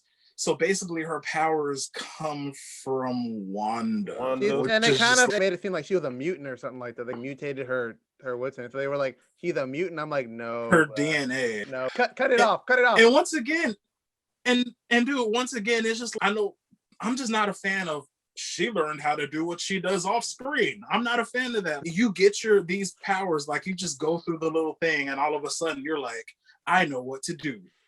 You know what I'm saying? It's just, no, you can't have a 2-episode growth. You can't be a superhero after 2 episodes. I'm sorry. And we all know, even though Brie Larson is my girl, I have a huge crush. I love me some Brie Larson, but we all know how her movie went. So in short, I hate it. Marvels, I hate it already. I'm not going to go see it. So we know what movie Chad is definitely not going to watch. We know what movie that he's gonna projectile his chicken fish at the screen if he has to go. Yes, I and once again, part of me is just really playing. No shade to the actress. I think it's so cool that we do have another brown girl out there representing. I really think that's dope that she gets her own television series, and I think the idea of the character is dope too. But once again, it strikes me as that same kind of thing that plagued Ironheart. Yeah, you know, you throw a character out there and you just want everybody to love the character with no explanation why. And that's what makes the games terrible. That's why she doesn't sell any comics. And that's why this movie isn't going to do well, because you guys keep trying to throw this character out there with no substance. I'm done. And it's a great YouTube video about that subject. I'm gonna find it so we can put it in the link in the description below, because the guy talks about why Miles Morales works and why the other like Riri and Ms. Marvel don't work as well. So I think that would fit perfect with that conversation right there. For sure, I think so too. Most definitely. Yeah. So basically, Chad, it's a no-go for Ant-Man, Marvels, and then you will go for, you said. And I'm gonna watch Black Panther. I'm just scared of what it's gonna be. Okay, so yeah. All right, who's going next? You want me to go next? Because I can. Yes, because I want to hear Josh before me. I want to hear what Josh said. So go ahead. All right. So we're gonna do shows that are movies that we want to see. I'm interested in anything multiverse. So like Doctor Strange, Multiverse of Madness. I'm already sold. You ain't got to show me a trailer. I'm already sold for whatever the heck that is. Like I'm already sold. Like I'm buying popcorn and all the works for that. I'm there. Black Panther, obviously. This is just an honorable mention. That's Black Panther. Spider-Man is gonna be my second choice. I'm down for anything Spider-Man. I'm one of the biggest Spider-Man fans here. I also have to say that because there's 3 other people that are Spider-Man fans. They don't fight me over. Lastly, I'm looking at the list because I'm like blanking right now, but I like Guardians of the Galaxy, so I'm gonna put that as my third option because I love me some Guardians of the Galaxy. I don't know what it is about space and like 80s themes and just like that team dynamic. And then Chris Pratt, that's my dude. Even though he messed up in Endgame, or not Endgame, in Infinity War, which I'm mad that they made him that character. I was like, man, why you gotta make my boy the reason why everything's messed up? I was so mad for a minute. But we forgave him. We love him. We still love you. He's Let's see, the 3 that I'm not gonna be interested in. Let me see. Oh no, I'm putting Shang-Chi on my list of movies that I want to see. That's gonna be another one. Okay. Yeah, I'm putting that on the list of movies. Yes, definitely. I want to see that movie. That looks good. And I want to definitely make sure that people know I'm messing with that like heavy. I'll say this. When Black Widow came out originally, I was like down to see it. But now that it's been dragged on for so long, oh my God, I'm just waiting for Disney Plus or HBO or whatever. So I'll put that as the number 1 category, not because I don't want to see it, but because of what is going through with the let's see. I'm not really juiced about the new Thor movie. Like, I'm not really juiced about it. I'm just on the fence about it. Like I said, I need a trailer, but I'll put that in that category for now because I'm like, what are we doing here? Like, is Thor still fat? Like, is that still a thing in the Thor universe? I don't remember I can't recall if he was like fat in the end of Endgame. I forget if he was or not. But if he is, then I didn't really like that dynamic in Endgame. Like, after rewatching it, I thought that was like dumb. Like, I thought that aspect of like his character, I was like, why did he have to be like fat Thor? So I was like, retcon that, do whatever you have to do to get rid of that, and then maybe we can talk. I don't even know where that movie's gonna go, really. I'm still like needing the trailer. Last one. Dang, I'm gonna have to agree with Chad on the Ms. Marvel thing. Or not Ms. Marvel, but not the Ms. Marvel, but the Marvels thing. I'm gonna have to agree with you on that. I'm not too juiced about that at all. Because you know how I feel about Monica Rambeau and her character. And how I'm just like, don't make her the new Captain Marvel, because like it's a disrespect at this point in time. Like, her history, that would be a disrespect. Just call her Photon, call her Spectrum, and move on. Mm-hmm. But you know they're not going to do that. You know what they did in the comics? They already called her Captain Marvel in the comics. He's already Captain That's Marvel. what I'm saying. You're holding off for false hope, Dimitri. Let me just I'm gonna get you some chicken. Thank you. We're gonna get you a big old bucket. The second she looks at Carol Danvers looks at Monica Rambeau and says, Captain Marvel, I'm gonna tell you how it's gonna happen. Ms. Marvel's gonna be there looking all adorable. She's gonna be looking up at them. Are you both Captain Marvel? Yep. And they're both gonna say yes. Yes, I am. At the same time. Yeah. So understand, I will see all these properties because I'm gonna talk about them. I'm gonna talk my junk about them. But understand that those are the ones I'm not like juiced about. No, and Ms. Marvel's gonna be there. I will say this, Dad. You said exactly everything that I wanted to say about the Marvel thing, like everything to the T. You really did, bro. I don't have to say nothing, bro. Like, you channeled me for real. I was so mad. I was like, dang, he just stole all my points. I was gonna get on my soapbox. We're gonna start talking all my mess, and you beat me to it. Okay, but I give you my props. You're my boy for that. Hey, you killed it with that one. You saved us a lot of headache. Can we just all agree that Ms. Marvel's powers are dumb? They're dumb. They're pretty stupid. I don't like I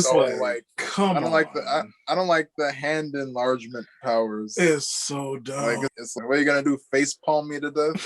It's like the whole concept with Mr. Fantastic. You don't take him seriously. You don't take him seriously at all. Exactly. You don't like. You think, oh, you can stretch. All right. But can you are you like Luffy? No. Like, you're not like Luffy. Exactly. Luffy's actually cool. What you got up your sleeve, man? Yeah, I'm ready for the. Basically, I'm particularly a layman when it comes to Marvel movies. I'm just like, whatever they put out, I'm probably gonna watch eventually. But I don't really like the name Thor: Love and Thunder. I think that sounds whack. It sounds like an 80s rom-com. Yeah, it sounds whack, and I like Thor, but like I said, I might be biased because I haven't really particularly cared for Thor enough to watch any of his other movies besides Ragnarok. I think you're with the majority on that, Joshua. Yeah, you really are. Trust me. I think we all collectively don't mess with Thor movies except for Ragnarok. Ragnarok is the best Thor movie. So you ain't missed out on nothing. Okay. Oh, you're part of the majority. He said Ragnarok. Okay. Ragnarok was Ragnarok was the best. Yeah. Come in late. Basically, in my book, the only Thor movie. Dark World. We don't talk about Dark World. Yeah. We don't. Who? What? What's that? Exactly. What's that? Yeah. A movie? No. It's just like how we don't talk about Iron Man 3. Exactly. You didn't like Iron Man? Wait a minute, you didn't like Iron Man 3? No, man, my man. Who told the Mandarin to be that? Who told him to do that? Like any of that? Yeah. Who told his character to be that? Like that's why we get Shang-Chi. They redeeming that. I'm so glad. Same. It was like, man, I'm gonna blow up my armor, then I'll have him in the next movie. That was so dumb. that was kind of dumb.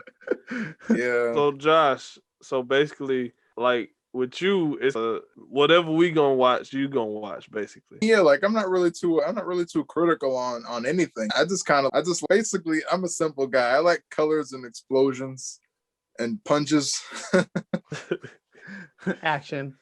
But no, I don't care for Captain Marvel or Ms. Marvel. I've never really liked Captain Marvel. I thought it was, and like I said, I don't really know too much about comics either.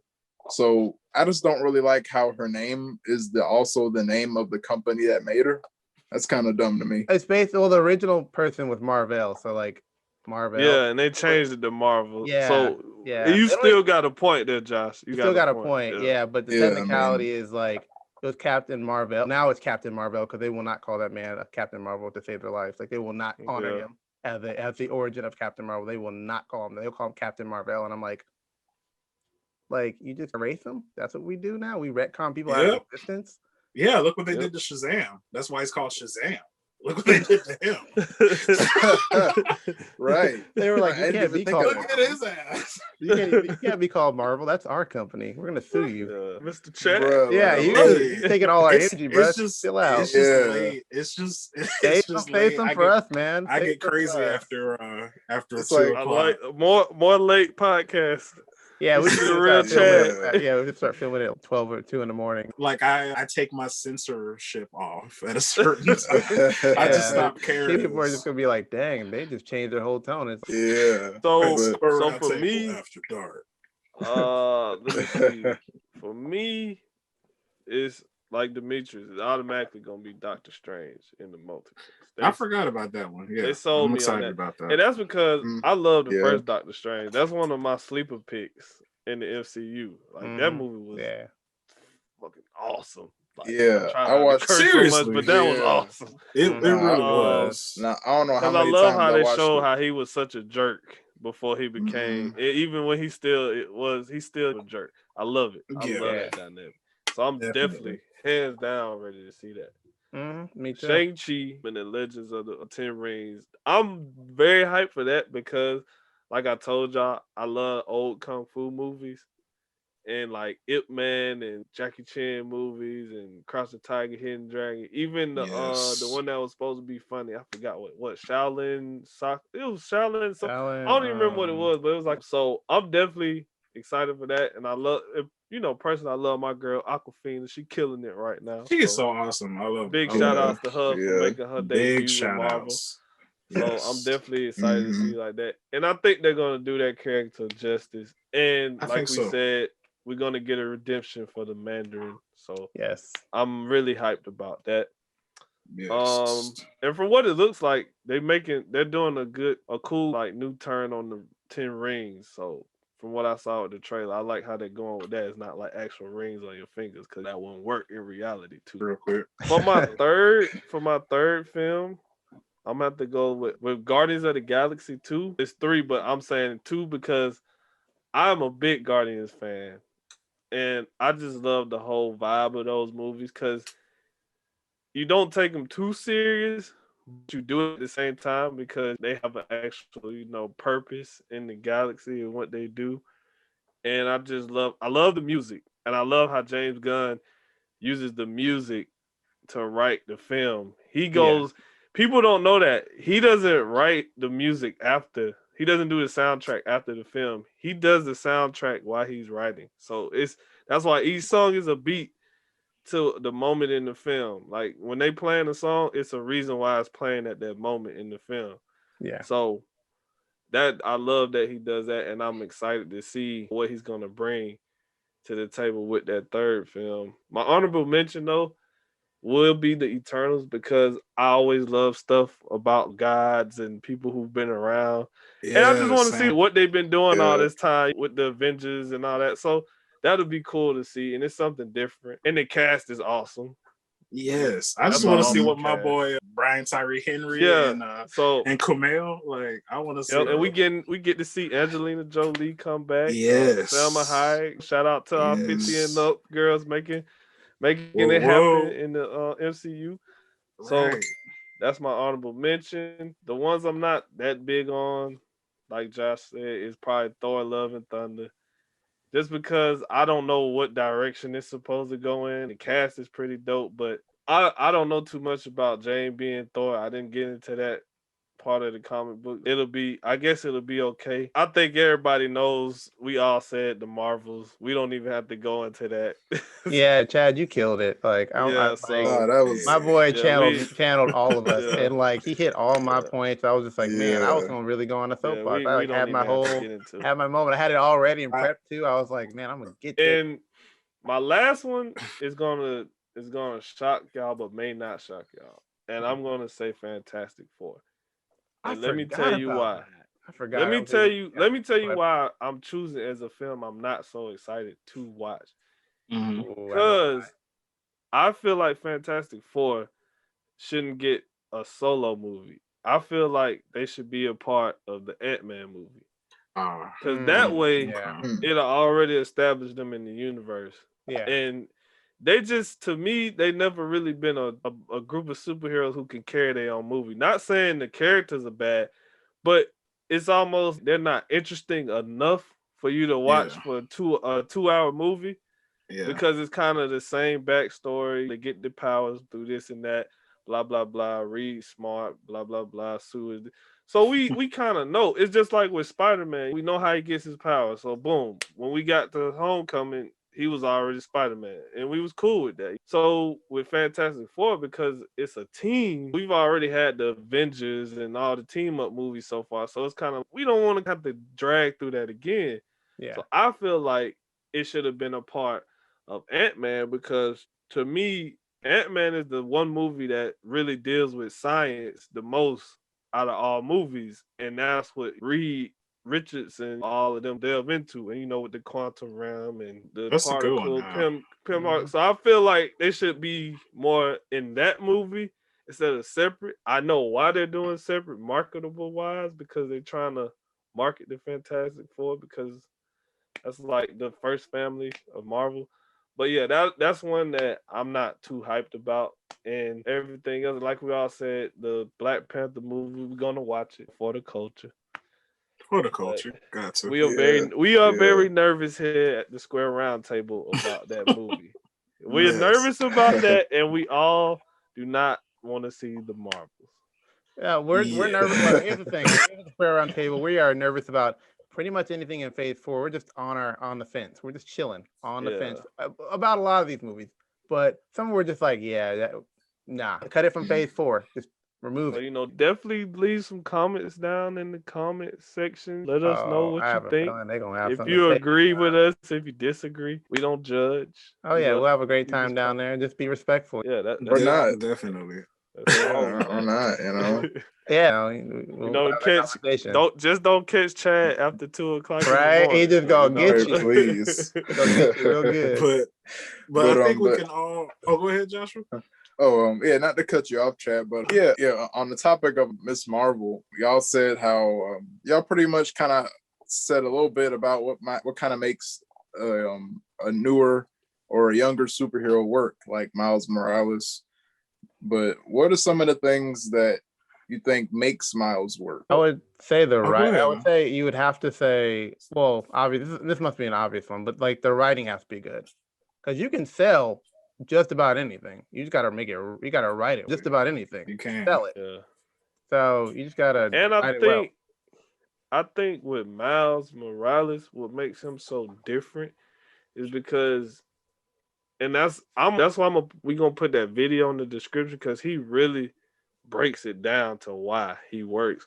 But I think what makes it work is because even though he is Spider-Man, and with Spider-Man, it's one of those mantles where anybody can be Spider-Man. And with Miles, he has room to be his own. He could actually have a different name and not be Spider-Man. because of how good the writing has been done with that character. Yeah. And I think what helped with Miles' character even better outside of the comic books is when Into the Spider-Verse came, which really delved into his background as far as him being, what was it? Is he Puerto Rican? Yeah, black and Puerto Rican. Half yeah. Hispanic, Puerto Rican. Y'all don't kill me for that. I'll be forgetting sometimes. But yeah, getting into how they showed both dynamics of that side of his background with black and the Latino and all that stuff. So I think that helped his character separate from just being a Spider-Man carbon copy. And I think that's what hurts Ironheart and Ms. Marvel, because they made them to be a copy version of the superheroes, because the main heroes weren't that hero anymore. They left. So it was a void there, and they just filled it with these characters. So, like I said, we're going to leave that video, the link to that video in the description below, because it really explains it a lot better, and you can really dive into it. But I don't know if I answered your question or not, Josh. You got it. You did it.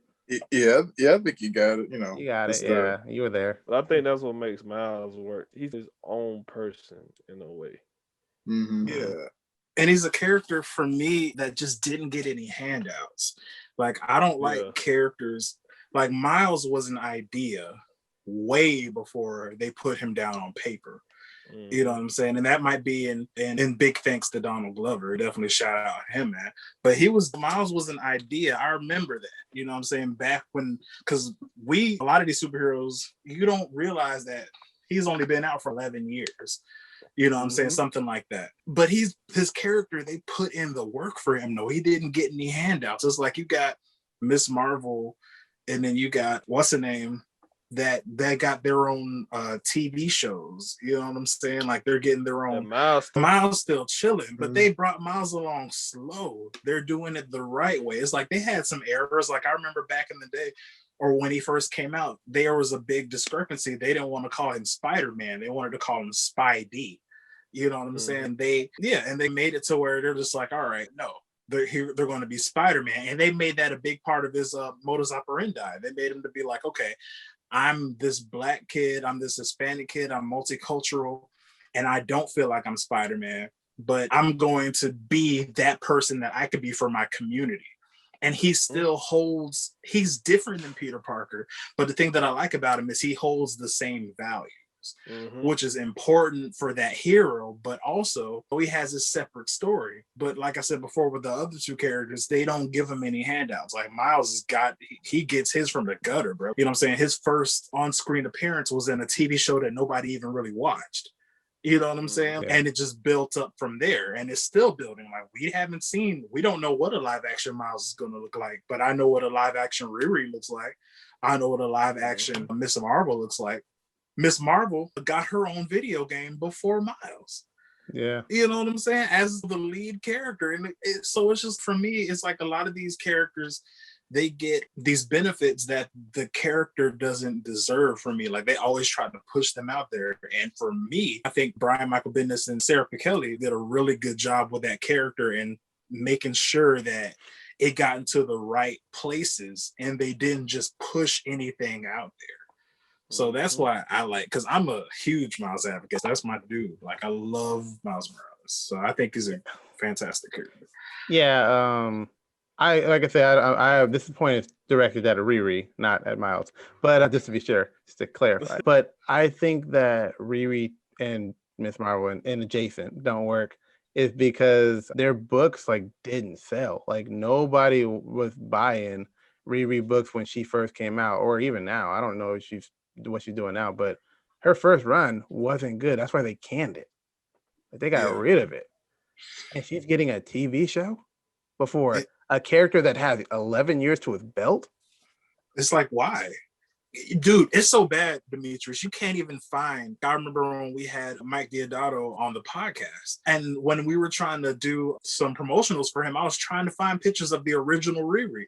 You don't have any. They're just not there because they canned it. Like I said, they got this one picture of her in her Iron Man mech suit, but that's all they have. All the other imagery is from the new Riri Williams. So that there in itself it's just, I appreciate him for making that character. You know, I appreciate the representation. They wanted to have that representation there, but at the same time, it's just, there was a reason for that. Like I said, like you said, Dmitri, it got canned. So why you got a character that flopped? Why are they getting their own TV show? And then the new resurgence of her, it ain't ringing no bells like that. It's okay. No.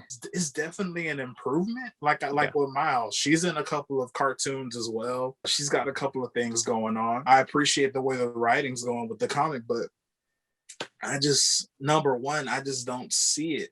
And let's not even talk about the fact that Tony Stark, his kind of like underling is the person that looks up to him is Spider-Man.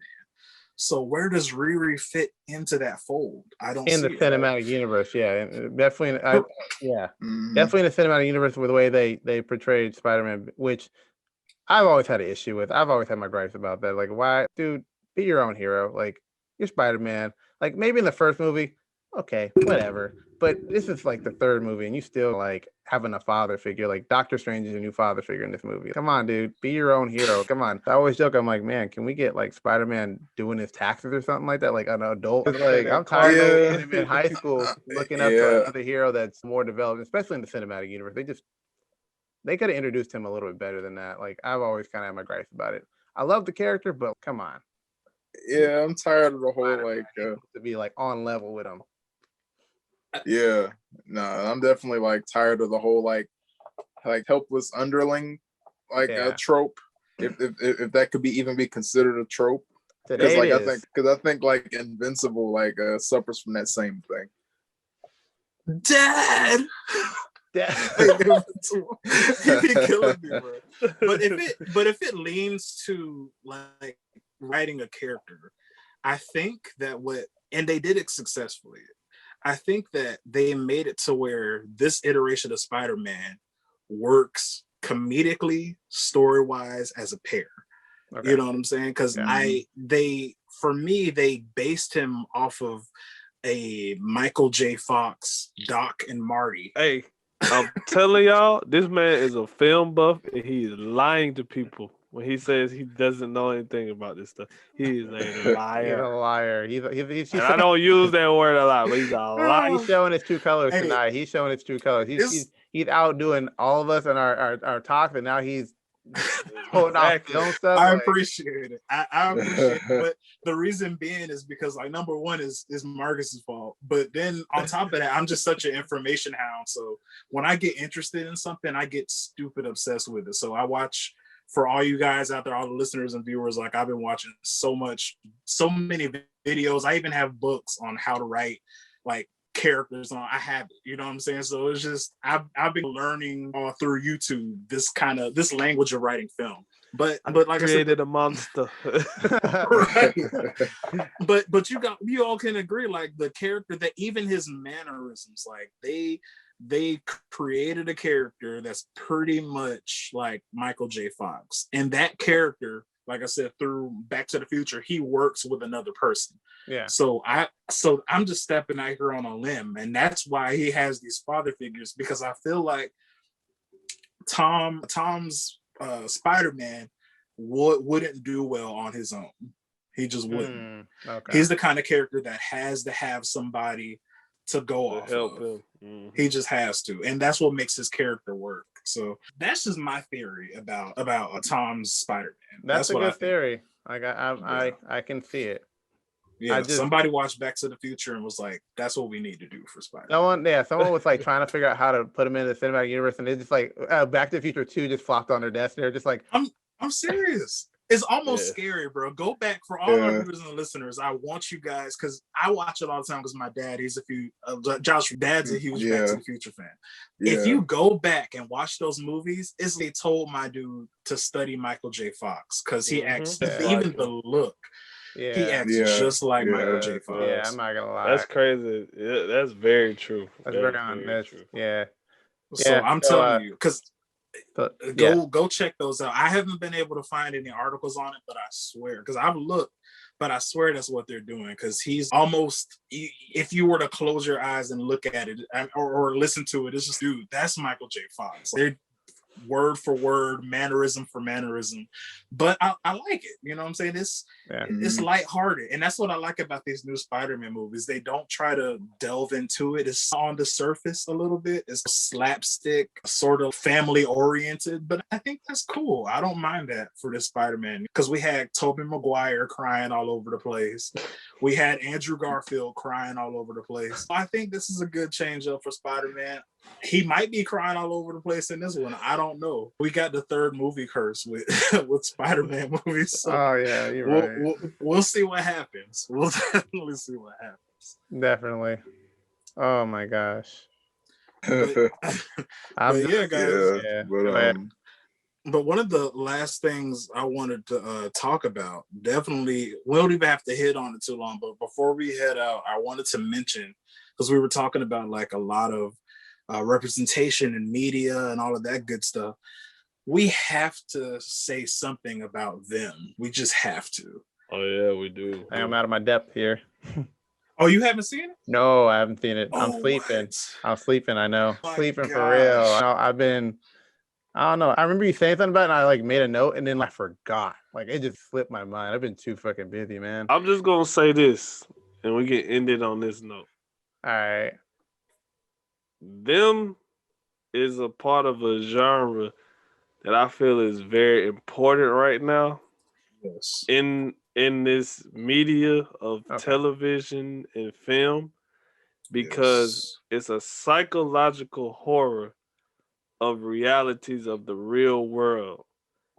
And when I say that, it doesn't even have to pertain to race. It's just when things like, if you walk down the street and you see a group of kids getting mistreated, and that sticks in your mind and it doesn't go away, you have to live with that horror for the rest of your life.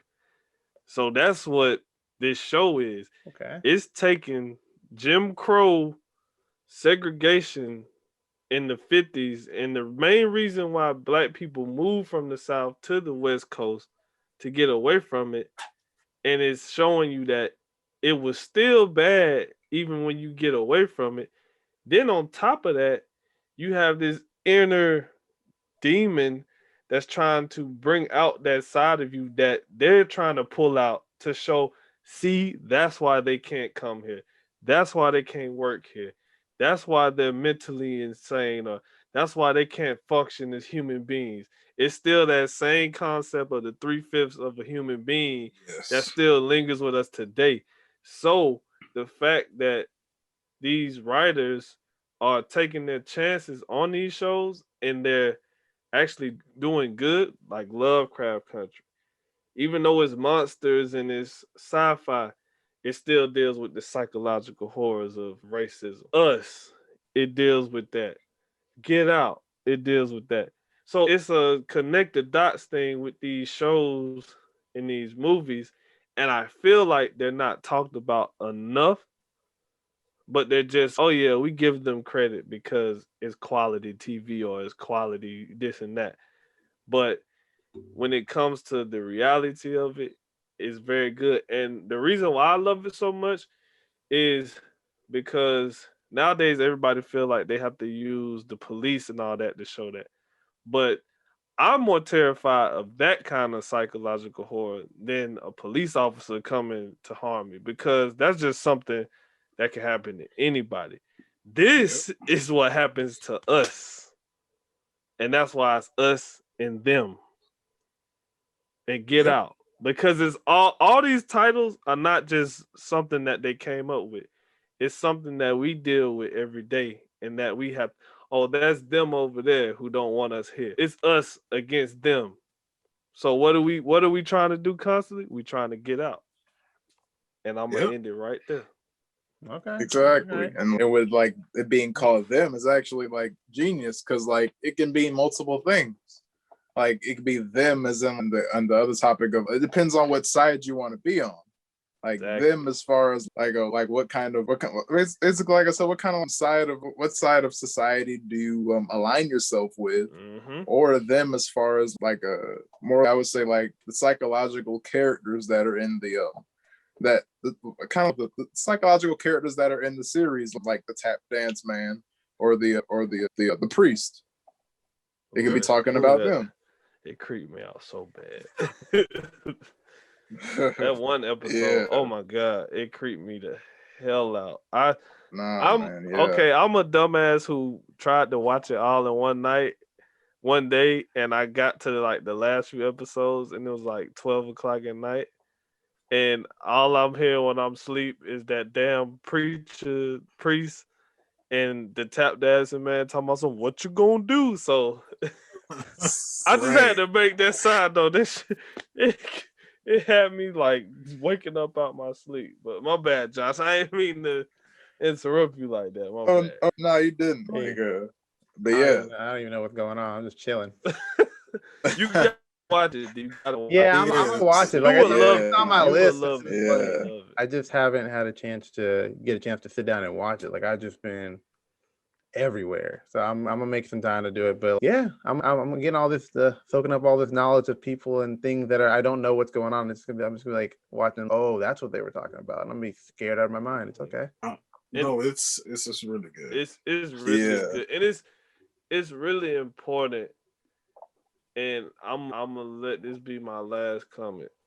I love the fact the one character in the show that I like that what they did with is the husband with the tap dancing man, because it's an everyday struggle for black men when they try to fit in society and at these jobs where they're not felt like they're welcome, and they fight this this inner voice of themselves like, I could be that guy. I could be the angry black man, but I know I can't do it because I gotta represent my race, or I gotta show that I'm better than that. But at the same time, you got that voice talking about some. You ain't got to take that from them. Like, you gonna let them talk to you like that? You know what I'm saying? It's something that really happens with us in these certain fields we're in.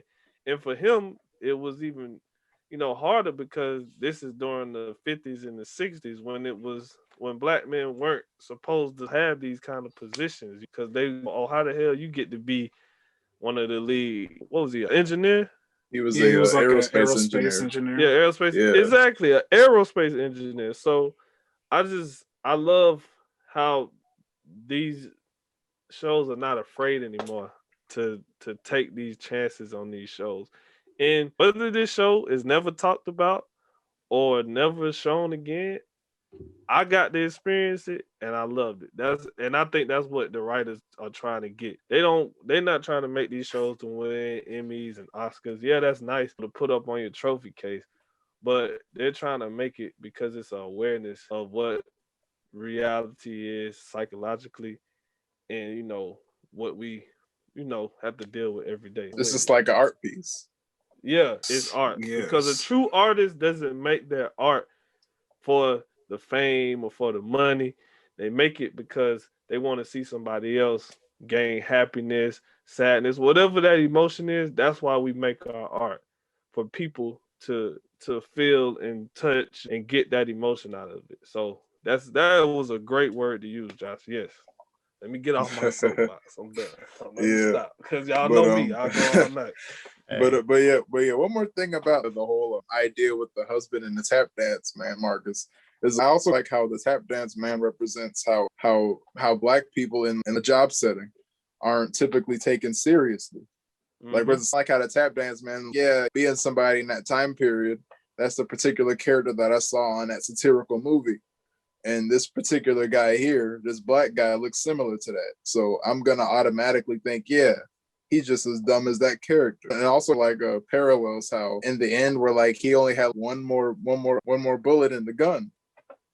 And he basically, I don't want to spoil it. I know exactly what you're saying. I know we gotta come back for part 2 of that conversation after D watched the show.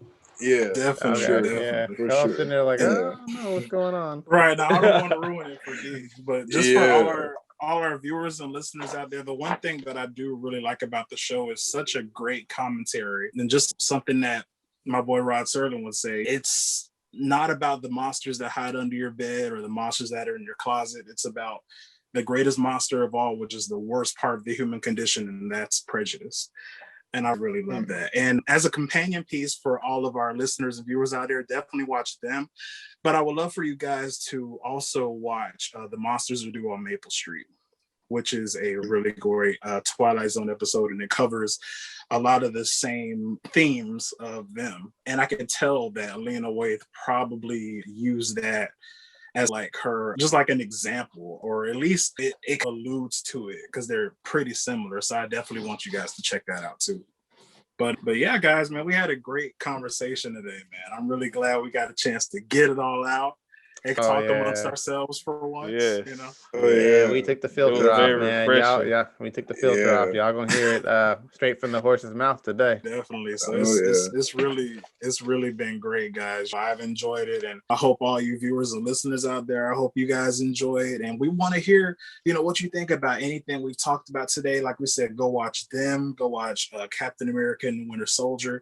Go watch Invincible. All of these good things, guys. Go check out all these shows and put them in the description below. What do you think? Do you like them? Do you hate them? Is there something you want to rewatch? Is there anything that you want to say to us about what we said about any of the Marvel movies? Come at me, bro. Like I'm definitely here for disagree. Undisputed. We ready for that smoke, Skip? We ready. Everybody just like everybody just, but not everybody just DM Chad. Just anything related to Ms. Marvel. Just keep spamming him with it. Right. Exactly. But yeah, it has been so awesome, man. And once again, we'll put everything we talked about in the description below. And yeah, guys, I would like everybody to introduce themselves one more time before we head out. And I am your host, Chad Singleton. Dimitri. Josh Singleton. I'm Marcus. Hey. And you already know where to find us, guys. We are the Square Round Table, and we are out. Peace.